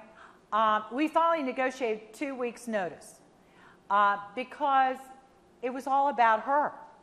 What if on that last day he called in sick and nobody wanted to do the clearance record with her? That was going to hold up her last paycheck and her lump sum annual leave. So that to me is goofy. So, sometimes what's the saying? You cut your nose to spite your face. I mean, I always told people, guys that would come in, they would sometimes threaten their soups and say, I think I'll go retire. I said, tell them I'll have them out of here in 15 minutes, and I will hold the door for them. It should not be a threat. It should be something that is planned out and you're ready to do because you're ready. Emotionally, physically ready to retire. Okay? I don't recommend you call these people. You may be on hold for 45 minutes, and they may have an attitude. But what I do recommend, actually I've called a few times, and I've gotten right through, and they were very pleasant. And I got the answers I needed. But you will see on this same page a link that says Contact Us, and you can send an email to retire@opm.gov and get a written response back within 2 weeks. Now, that would be for a policy question for OPM. In other words, if it was paying your military back or paying a redeposit or something you have to pay through the agency, you go through your agency. Because if you go to OPM, they're going to send you right back to your agency. This would be something like a policy question about a handicapped child or a policy question about a divorce that they would be the only answers to. And we're about to go to another area that they would have the answer to as well, which is the VCP. How many, I'm going to say at this point, have not heard of the VCP? Everybody has. So it's an opportunity for you to put away up to 10% of the money that you have paid into the retirement system. We're the only animals in town that can do this. In other words, when the last CSRS employee retires, this program goes away. It was an opportunity for people to be able to put 10% of their pay that they made throughout their whole career. You can't owe any money, can't owe a deposit or redeposit. And once you take the first dollar back out of the voluntary contribution program, you can never put another dollar in.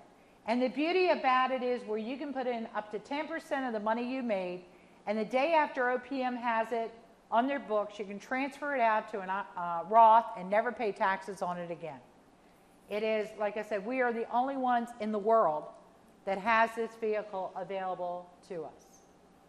You can exceed the amount, as you know, outside the government, you can only put in $5,000 or up to $6,000 if you're over age 50. There's no income limits. And you can put in, like I said, if you made $1 million throughout your whole career, which isn't that hard after you've done 30 years, you could put in up to $100,000. And the next day, transfer it out to a Roth and never pay taxes on it again. It's a really cool deal, okay? There's only been one lady handling all of this in all of OPM. It was so underutilized. There may be two now because we've been sending a lot of business. If interested, when you meet with Jen, bring it up to her because she's become quite adept at handling these requests. The first form you have to fill out is like a 2802 or 4, I can't remember, but it's early in the 2800 series. You fill in the top part, you give it to HR, because they have to certify that you're a federal employee. They then send it to OPM, who will send you an account number. Now here's the secret.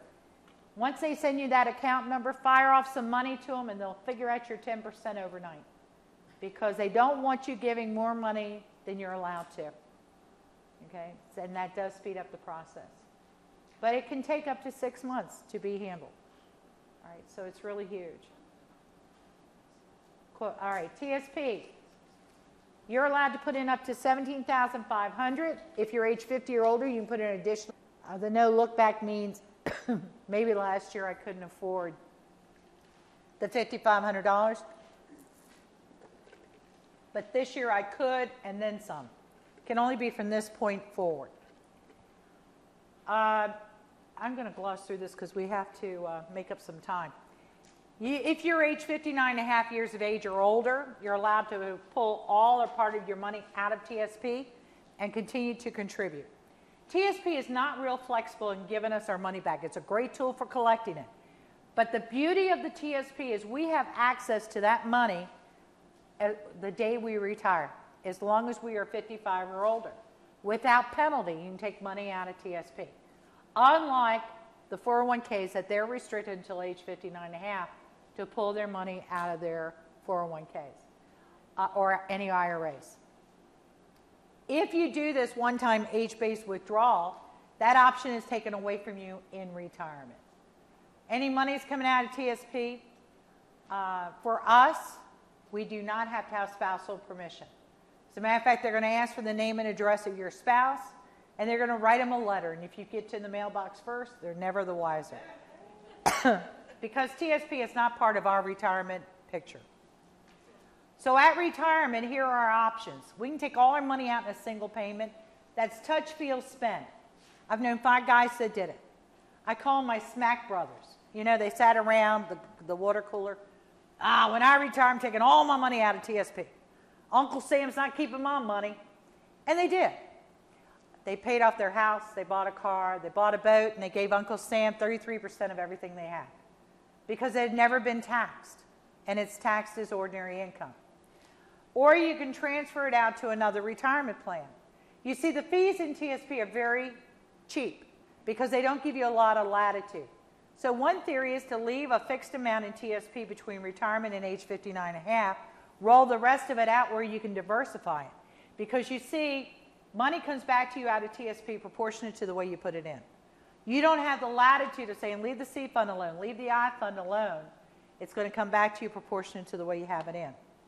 You're also allowed to set up monthly payments that you can only change once a year in December. There you have more latitude. What if you started a monthly payment and then won the lottery and didn't need that $1,000 a month? You can't stop it until December, which you would have that latitude to do outside the government. Now, when I turned 40, ARP started writing me to tell me I was getting old. And you know what I did with those notices? And then when you turn 50, Medicare folks start writing you every day to tell you you're getting even older. And I'll tell you what I did with those notices. They went right in the can. And IRS has determined that you have to start paying taxes on your pre-tax dollars no later than the April 1st after you turn 70 and a half. So, although your TSP and your IRAs are going to write you to tell you what your minimum distribution amount is, my fear is people are going to disregard the notice. So let's assume I had to take out $10,000 this year, and I ignored the notice. They're going to penalize me 50%, and I'll pay taxes on 100%. So you need a plan on how TSP is going to work in your retirement. You don't want to wait so long that it throws you into a higher tax bracket. You need a plan on how it's going to fuel you. You know, I have found, and I think Jan would agree with me, TSP is one of the most misunderstood things in the government. Because there was a lady who had put TSP money aside to put her grandkids through college. So the first year she called for $40,000 and they sent it. The next year she called for $40,000 more and they sent her $240,000. Because you're only allowed a minimum distribution one time. Y'all are choking me up. There are annuity options. There are 18 of them through the TSP. TSP has a very archaic annuity program. MetLife is handling it. And the way it's designed is, say I gave them $100,000 to receive $1,000 a month. I'm betting them I'm going to live forever, and they're betting I'm not going to live the first month. But let's say I did die the first month. Nobody gets the rest of that $100,000. If I sign up for me and my spouse, and we're both in the same car, same deal. They get to keep the remainder.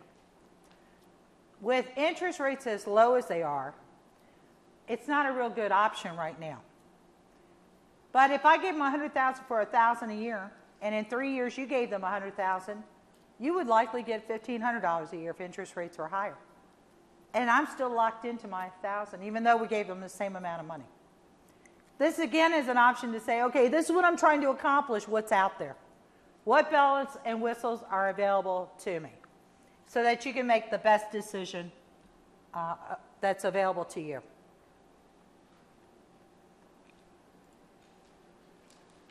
They started the Roth program last year, where you can put all your money in TSP on an after-tax basis.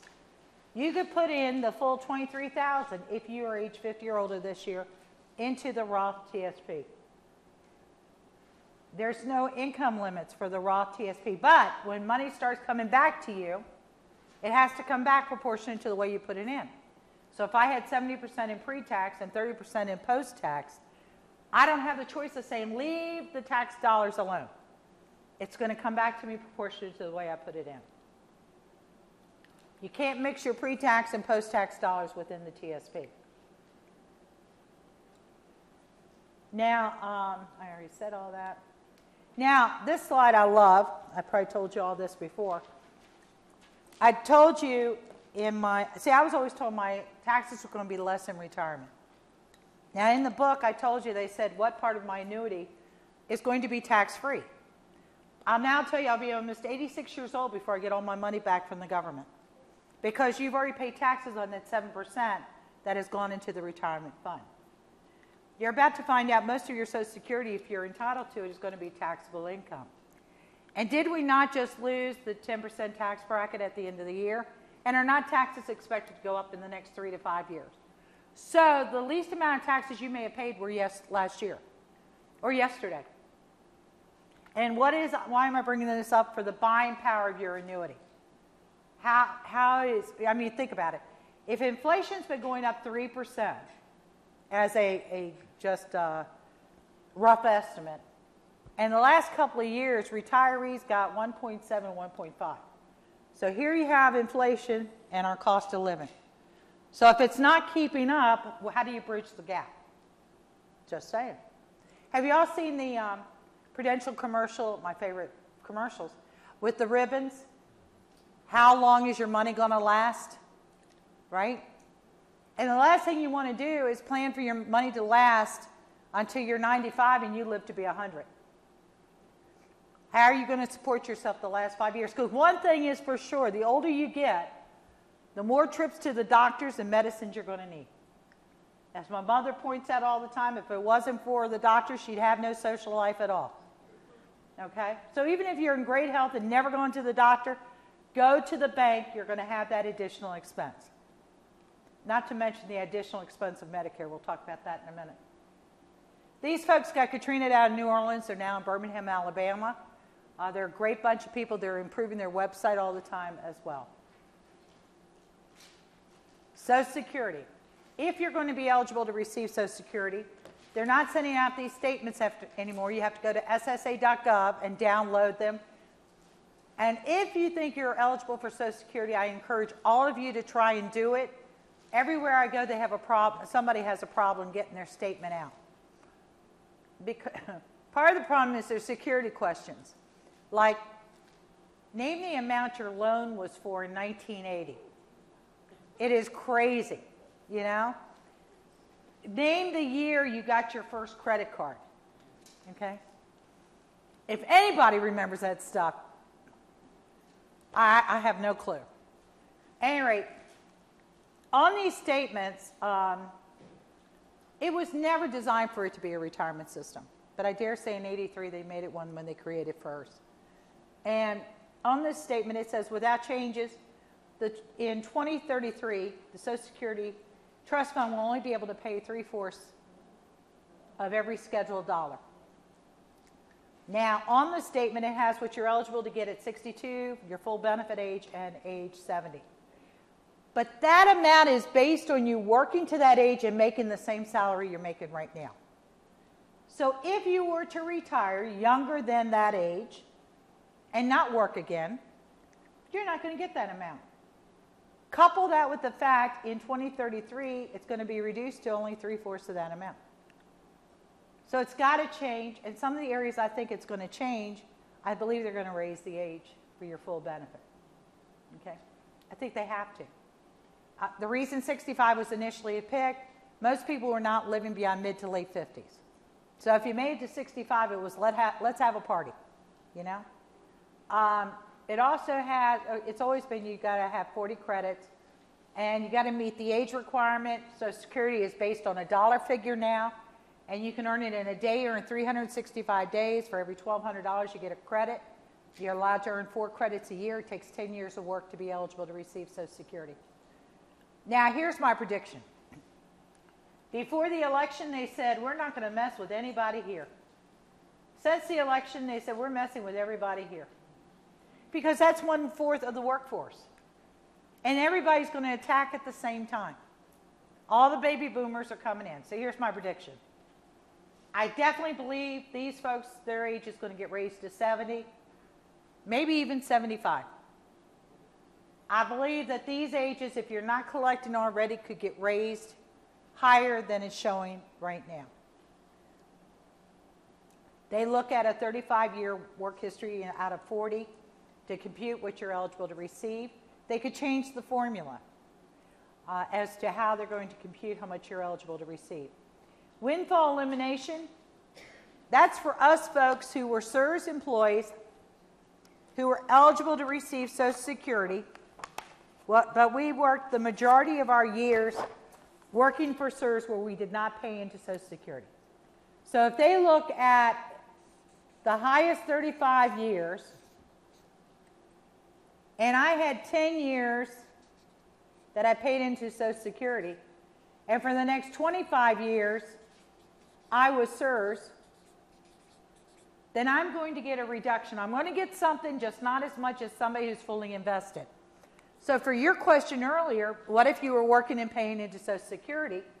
Well, they're going to look, first of all, were you making substantial earnings for that year? If not, you're not going to get full credit.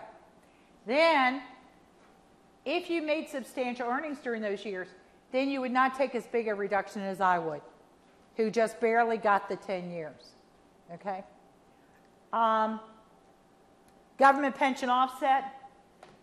All right, my spouse, let's say, is eligible to get $2,000 a month.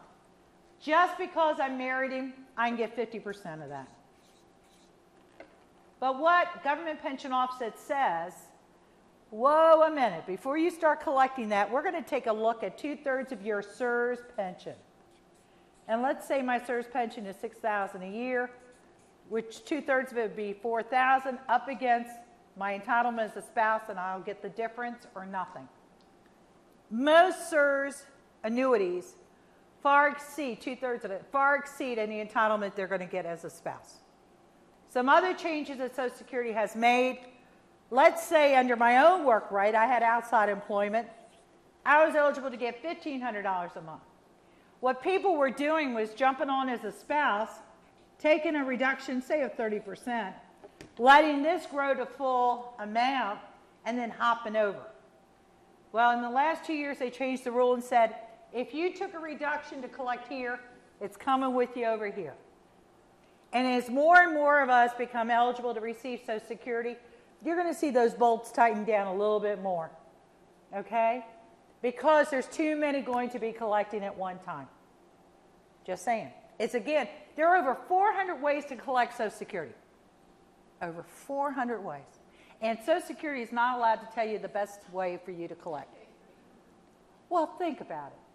If you go in and Social Security was to say, You know, Pat, I wouldn't collect now. I'd wait until it got to full benefit age. And then I died the next day. You know what my family's going to do? They're going to sue them. So they're not allowed to give advice. But that's why you got Jen and her programs, to crunch those numbers so that you would see what your best decision is going to be. You know, the decisions are still yours. You're just trying to arm yourself with info to make the best decision possible. Doesn't he look good for 70? You see, for every year I delay collecting full Social Security, they're going to give me 8% more each year. So if my full benefit age was 66, I could get 32% more for just waiting. I'm anticipating they're going to raise that to 80, 85. They got to make it harder, okay? Because 70 is nothing. One reason I may delay collecting Social Security is if I've got an outside job where I'm making good money, where I'm paying into Social Security. This is not pension, it's not dividends, it's salary, wages that you're paying into Social Security. Now, if I start collecting at 62, they'll allow me to earn $15,480. Then for every $2 over that amount, I lose $1 of my benefit. And that's locked in. It can never go back up again. Now, the year I'm going to be full benefit age, they'll allow me to earn $41,400, and then for every $3 over that amount, I lose $1 of my benefit. Until my birthday, and then I can work till I drop and collect full benefits. There is a provision that if you go and work part-time after retirement, there is a provision for you to increase your annuity if you add in or factor in those subsequent years. Because even if you're working part-time, it's probably going to be more than you made 35 years ago. But Congress has to approve it, so don't look for that to happen. Okay? You got Social Security right down the road if you need information or help. Like I said, there's over 400 ways for you to collect it. And so that's where you crunch numbers, you get down into the weeds to determine what is the best fit for you and when. Okay? Our life insurance, here's what I'm going to say about our life insurance. If you're not even sure what you're paying for, I would encourage you to look at your SF50 on line 27. It will spell out what your life insurance you're paying for is right now. The basic insurance is your salary rounded up to the next 1,000 plus 2,000. And then there was an extra benefit available to you till 45, and then it went away.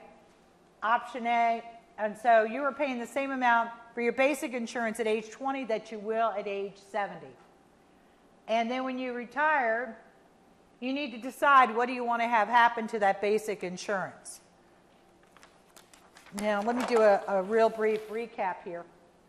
If my salary as I walked out the door was $97,250, rounded up, that's $98,000, plus 2, I would have $100,000 worth of insurance. At retirement, I have to determine what do I want to have happen to that $100,000, and I'm given 3 choices. I can say I never wanted to reduce, and those are your figures between before age 65 and after age 65. Or I can take the 50% reduction, where I would have that $100,000 till my 65th birthday. Then it starts reducing 1% per month till it reduces down to half its value. Or I can elect the 75% reduction, where I would have $100,000 till my 65th birthday. Then it reduces 2% per month till roughly 3.5 years later, it's worth 1/4 its value. The reason for the star in the box, you pay the same amount in retirement as you did as an employee. The day it starts reducing, it's free. And if I live to be 150, there'll be 1/4 of my salary available to bury me.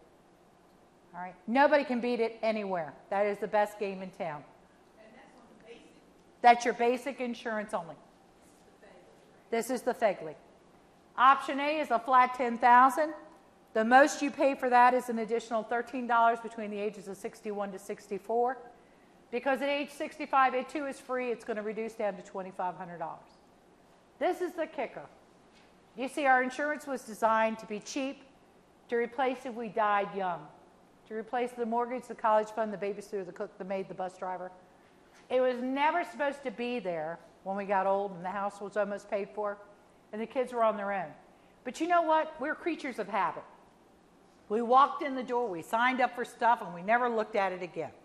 And that's why I say you can go to box 27 to see what you are paying for right now. I used to get a line at my door when people turned 50 because their premium almost doubled from what it was at 49. And if they slept through that moment, and a lot of them were, I for sure saw them at 55 because it would almost double again. You see, there comes a time when you got to dump this. It becomes cost prohibitive. I actually met a man, though, in his 80s who was still paying for 5 times his salary. And in all fairness, he can't retire because he couldn't afford the premium in retirement. Here's what I figured. Somebody told him he was going to die young. And then he got in, and then he wasn't eligible to get outside insurance. And now he's hooked in, and he lived. He's 82. And all he said was, this is my grandkid's legacy. And now he couldn't afford to get out of it. It's sad because he's never going to be able to retire. He's going to have to die on the job. Option C is in the event of the family. This family has to be an eligible family member. 18 if out of school, 22 if a full-time student. And I used to do a lot of retirements where the guy would come in, mostly guys that I worked around, and they'd been divorced 10 years, and their youngest was 34, and they were still paying for the family insurance. They didn't have a soul to put in for it. Okay? So that's why I recommend you review. If you need to reduce what you're carrying, you want to continue with basic and maybe option A, maybe option C, get a 2817, re-sign what you want to keep and get it over to HR. You can sign up for more insurance if you want. Long-term care. Who's going to take care of you when you can't take care of yourself? The average age for needing long-term care is 42 because MS hits in your 20s, not to mention Lou Gehrig's, which is in your 30s, and not to mention accidents or fault. Look, Karen Quinlan was in her 20s, and she was for years in a vegetative state. The question becomes, who's going to be able to take care of you if you can't dress yourself, feed yourself, bathe yourself, move yourself? What's going to happen? It is expected in 10 years that the cost for long-term care is going to exceed $200,000 a year. Well, think about it. That's when all the baby boomers are going to be hitting at the same time. So if you go to opm.gov and you put in LTC, long-term care, in the search engine, there is a calculator to help you see what it would cost in the government. You do not have to sign up for this before you retire, although if you do, you would fill out excuse me. You would fill out a shorter form than you will if you are retired.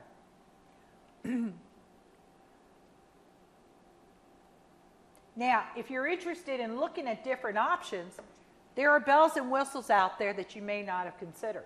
Like there is a long-term provision for insurance that has a death benefit, a living will benefit, and a long-term care provision. Because nobody wants to sign up for long-term care if you're going to have a heart attack or get hit by the bus. So, because then you lose anything that you expended. But look at your different options because, like I said, some people think they want to self-insure, but if you're not going to be able to do it for the long term, Alzheimer's won't kill you. You can have it for 25, 30 years, and something else has to take you out. And that is 24/7 care. So that's why we're saying think about it, who could take care of you if you couldn't take care of yourself. You're all going to hate me, but I'm going to continue on because I'm running out of time. Okay. Your health insurance, you're going to pay the same for your health insurance in retirement as you do as an employee. So if you take your premium, multiply it by 26, divide it by 12, that's how much you pay for your health insurance in retirement. The bad news is you're going to pay with post-tax dollars instead of pre-tax dollars. So here's your homework assignment. Review your health insurance to see what it covers if. I want you to know retirement is not a reason to change your health insurance. That is not an open season. Number 2, not being happy is not a reason to change your health insurance. Okay? And so a lot of you probably signed up for it 100 years ago when you came in the government, never looked at it again until you go to need it, and then the next thing you know, it doesn't cover it. I'm a cancer survivor. I had an HMO, and I was very happy with my treatment. But I know I can't go to Johns Hopkins or the Mayo Clinic or the Cancer Center of Philadelphia. If that is important to you, you don't want an HMO. I met a gentleman in Atlanta. He had to do that age-based TSP withdrawal to take his wife to the Mayo Clinic because his insurance said no. Okay? So he will never retire either because he lost all that money pulling it out of the TSP. So it's really huge that you look. Flexible spending you lose when you retire. It's only available to you as an employee. So as long as you go out on an immediate annuity and been insured on your retirement date. Now, is anybody going to take TRICARE for life into retirement? You're not military. Never mind. Forget it. Is he? So here's what you want to do. The open season before you retire, you want to sign up in the FEHB. Then after you retire, suspend your enrollment. Stay with your TRICARE. Then if they ever screw with it, which they're talking about doing, and they are doing, you have the option to jump back in the FEHB. And your years under TRICARE count towards your 5 years. But if you go into retirement without being in the FEHB, you can never ever get back in. Okay? Okay? So it gives you some flexibility. Okay? In order for your spouse to be able to continue health insurance under the federal plan, you have to leave a survivor benefit. Now, having said all that, you know the president wants everybody to have our health insurance, which you know what that's going to do to your premiums. Again, I take you back to page 1 and say keep reading to stay aware of what they're talking about doing to your benefits. I got to tell you, most people are shocked that we pay the same amount in retirement for our health insurance as we did as an employee, because most companies don't have that option. As a matter of fact, if you're under your spouse's plan because it's so cheap and wonderful, you need to research what happens when they turn 65 or when they retire. Because my dad was so excited he got to take his health insurance into retirement, and a month later they sent him a note and said, congratulations on your retirement. Your premium's now 10 times what you were paying. Because in order to keep it cheap, they got to get rid of the old people. My uncle, when he turned 65, he was with the school system. They dumped him. They expected him to get Medicare and a gap insurance. So if you're one of those people in your spouse's plan, then you would have to work 5 more years to take your health insurance into retirement. Okay? Kids are covered for the basic insurance until they're 26, even if married, even if out on their own. They lose their dental and vision at age 22, which is your next homework assignment. Many people say, my dental doesn't cover squat, to which I say, why are you paying for it? So review it every year to make sure it is giving you what you're paying for. And you know what ifs you have it for. So make sure you review it every year to see what it's going to cover if. Now, I should sit down and you should talk, right? Medicare?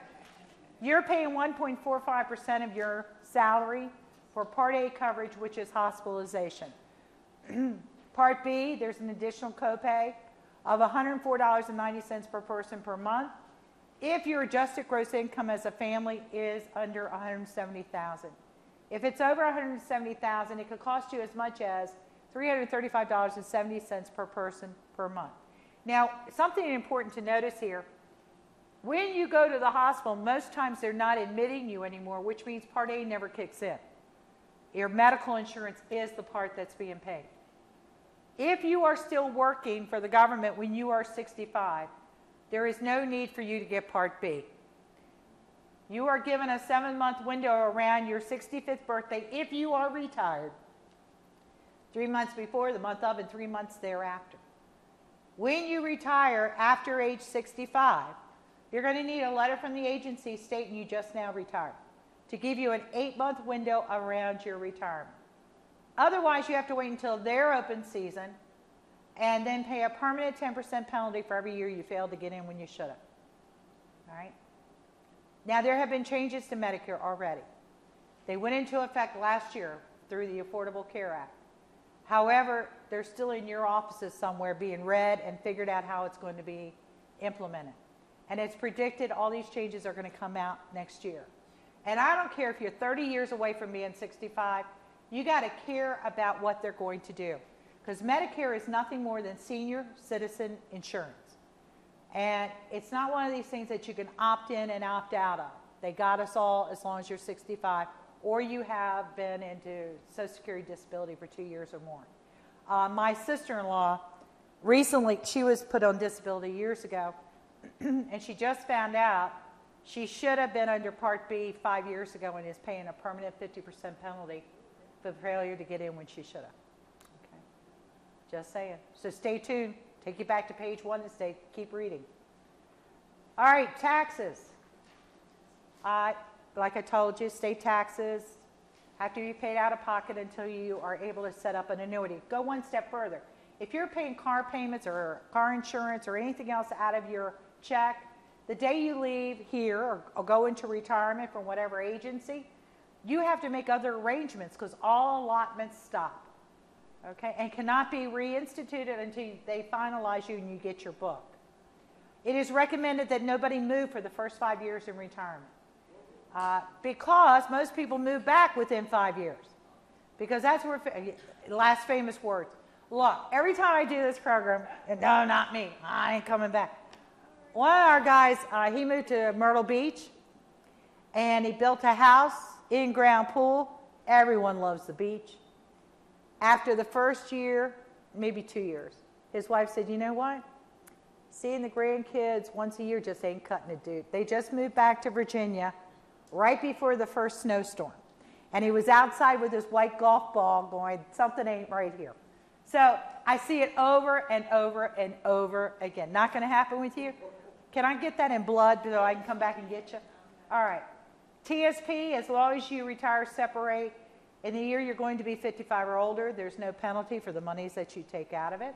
But remember, it's never been taxed and it's taxed as ordinary income. Social Security, if your adjusted gross income is over $34,000 and you file single, 85% of your Social Security is taxable income. If you file jointly and your adjusted gross income is over $44,000, then 85% of your Social Security is taxed. Now, the last 3 years, in the late 70s, the first 3 years people were retired, their annuity was tax-free. They deemed that the time that they could collect their tax-free portion.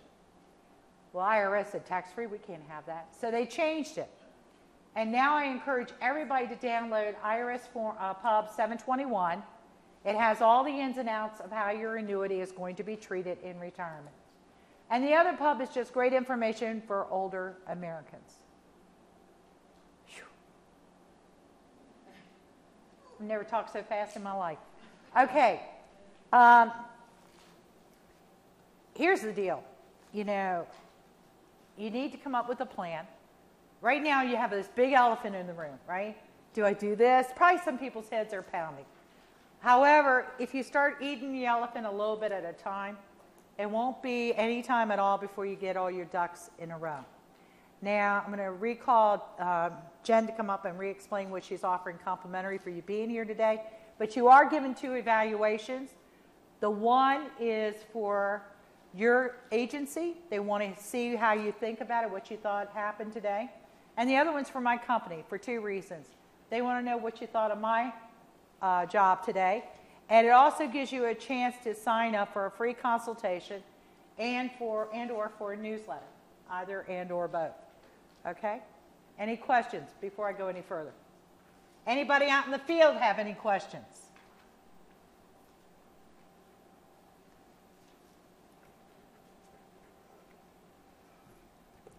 You all are good doobies because you didn't even get a break.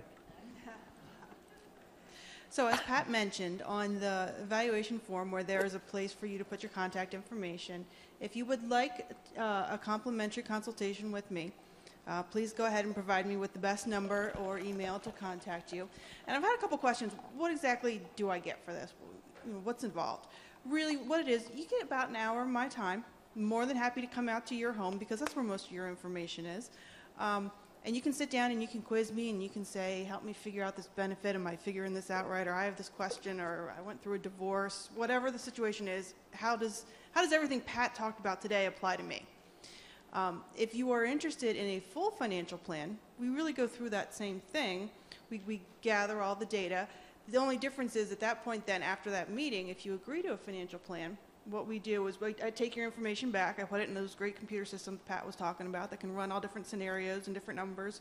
You know, what if I retire at 60 versus 62? What does it look like? And then I come back and present the plan to you. And that's where we say, you know, this is how it looks at one age, and we could solve it and say, but if you really want this much income in retirement, you either need to work this much longer or you need to put this much more away.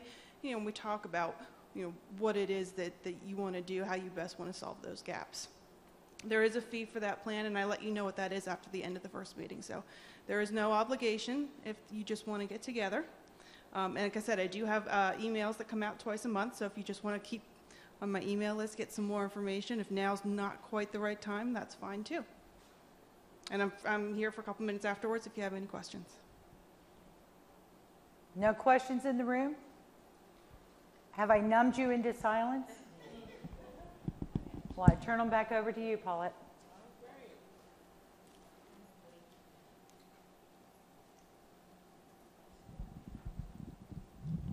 Okay, if there are no other questions, you have one?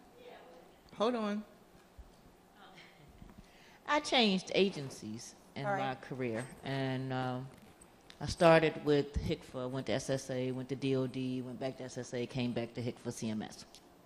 When I came back from DOD, my CSRS amount didn't get combined back with what Good was- question.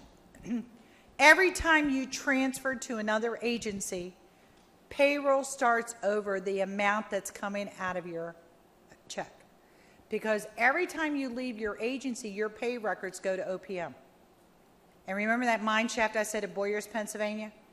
There is a drawer with your name on it that has a folder in it with your name.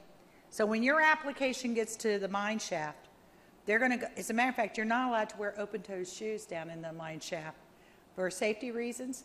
Any rate, it's like football fields. I actually met somebody who was born and raised in Boyers. I thought it was just a football field. Any rate, they go down into this mine shaft where it's nothing but file cabinets. And they go to the drawer and they pull everything out about you from every place you've ever worked. And you paid into the retirement system. And they put that with your jacket as well.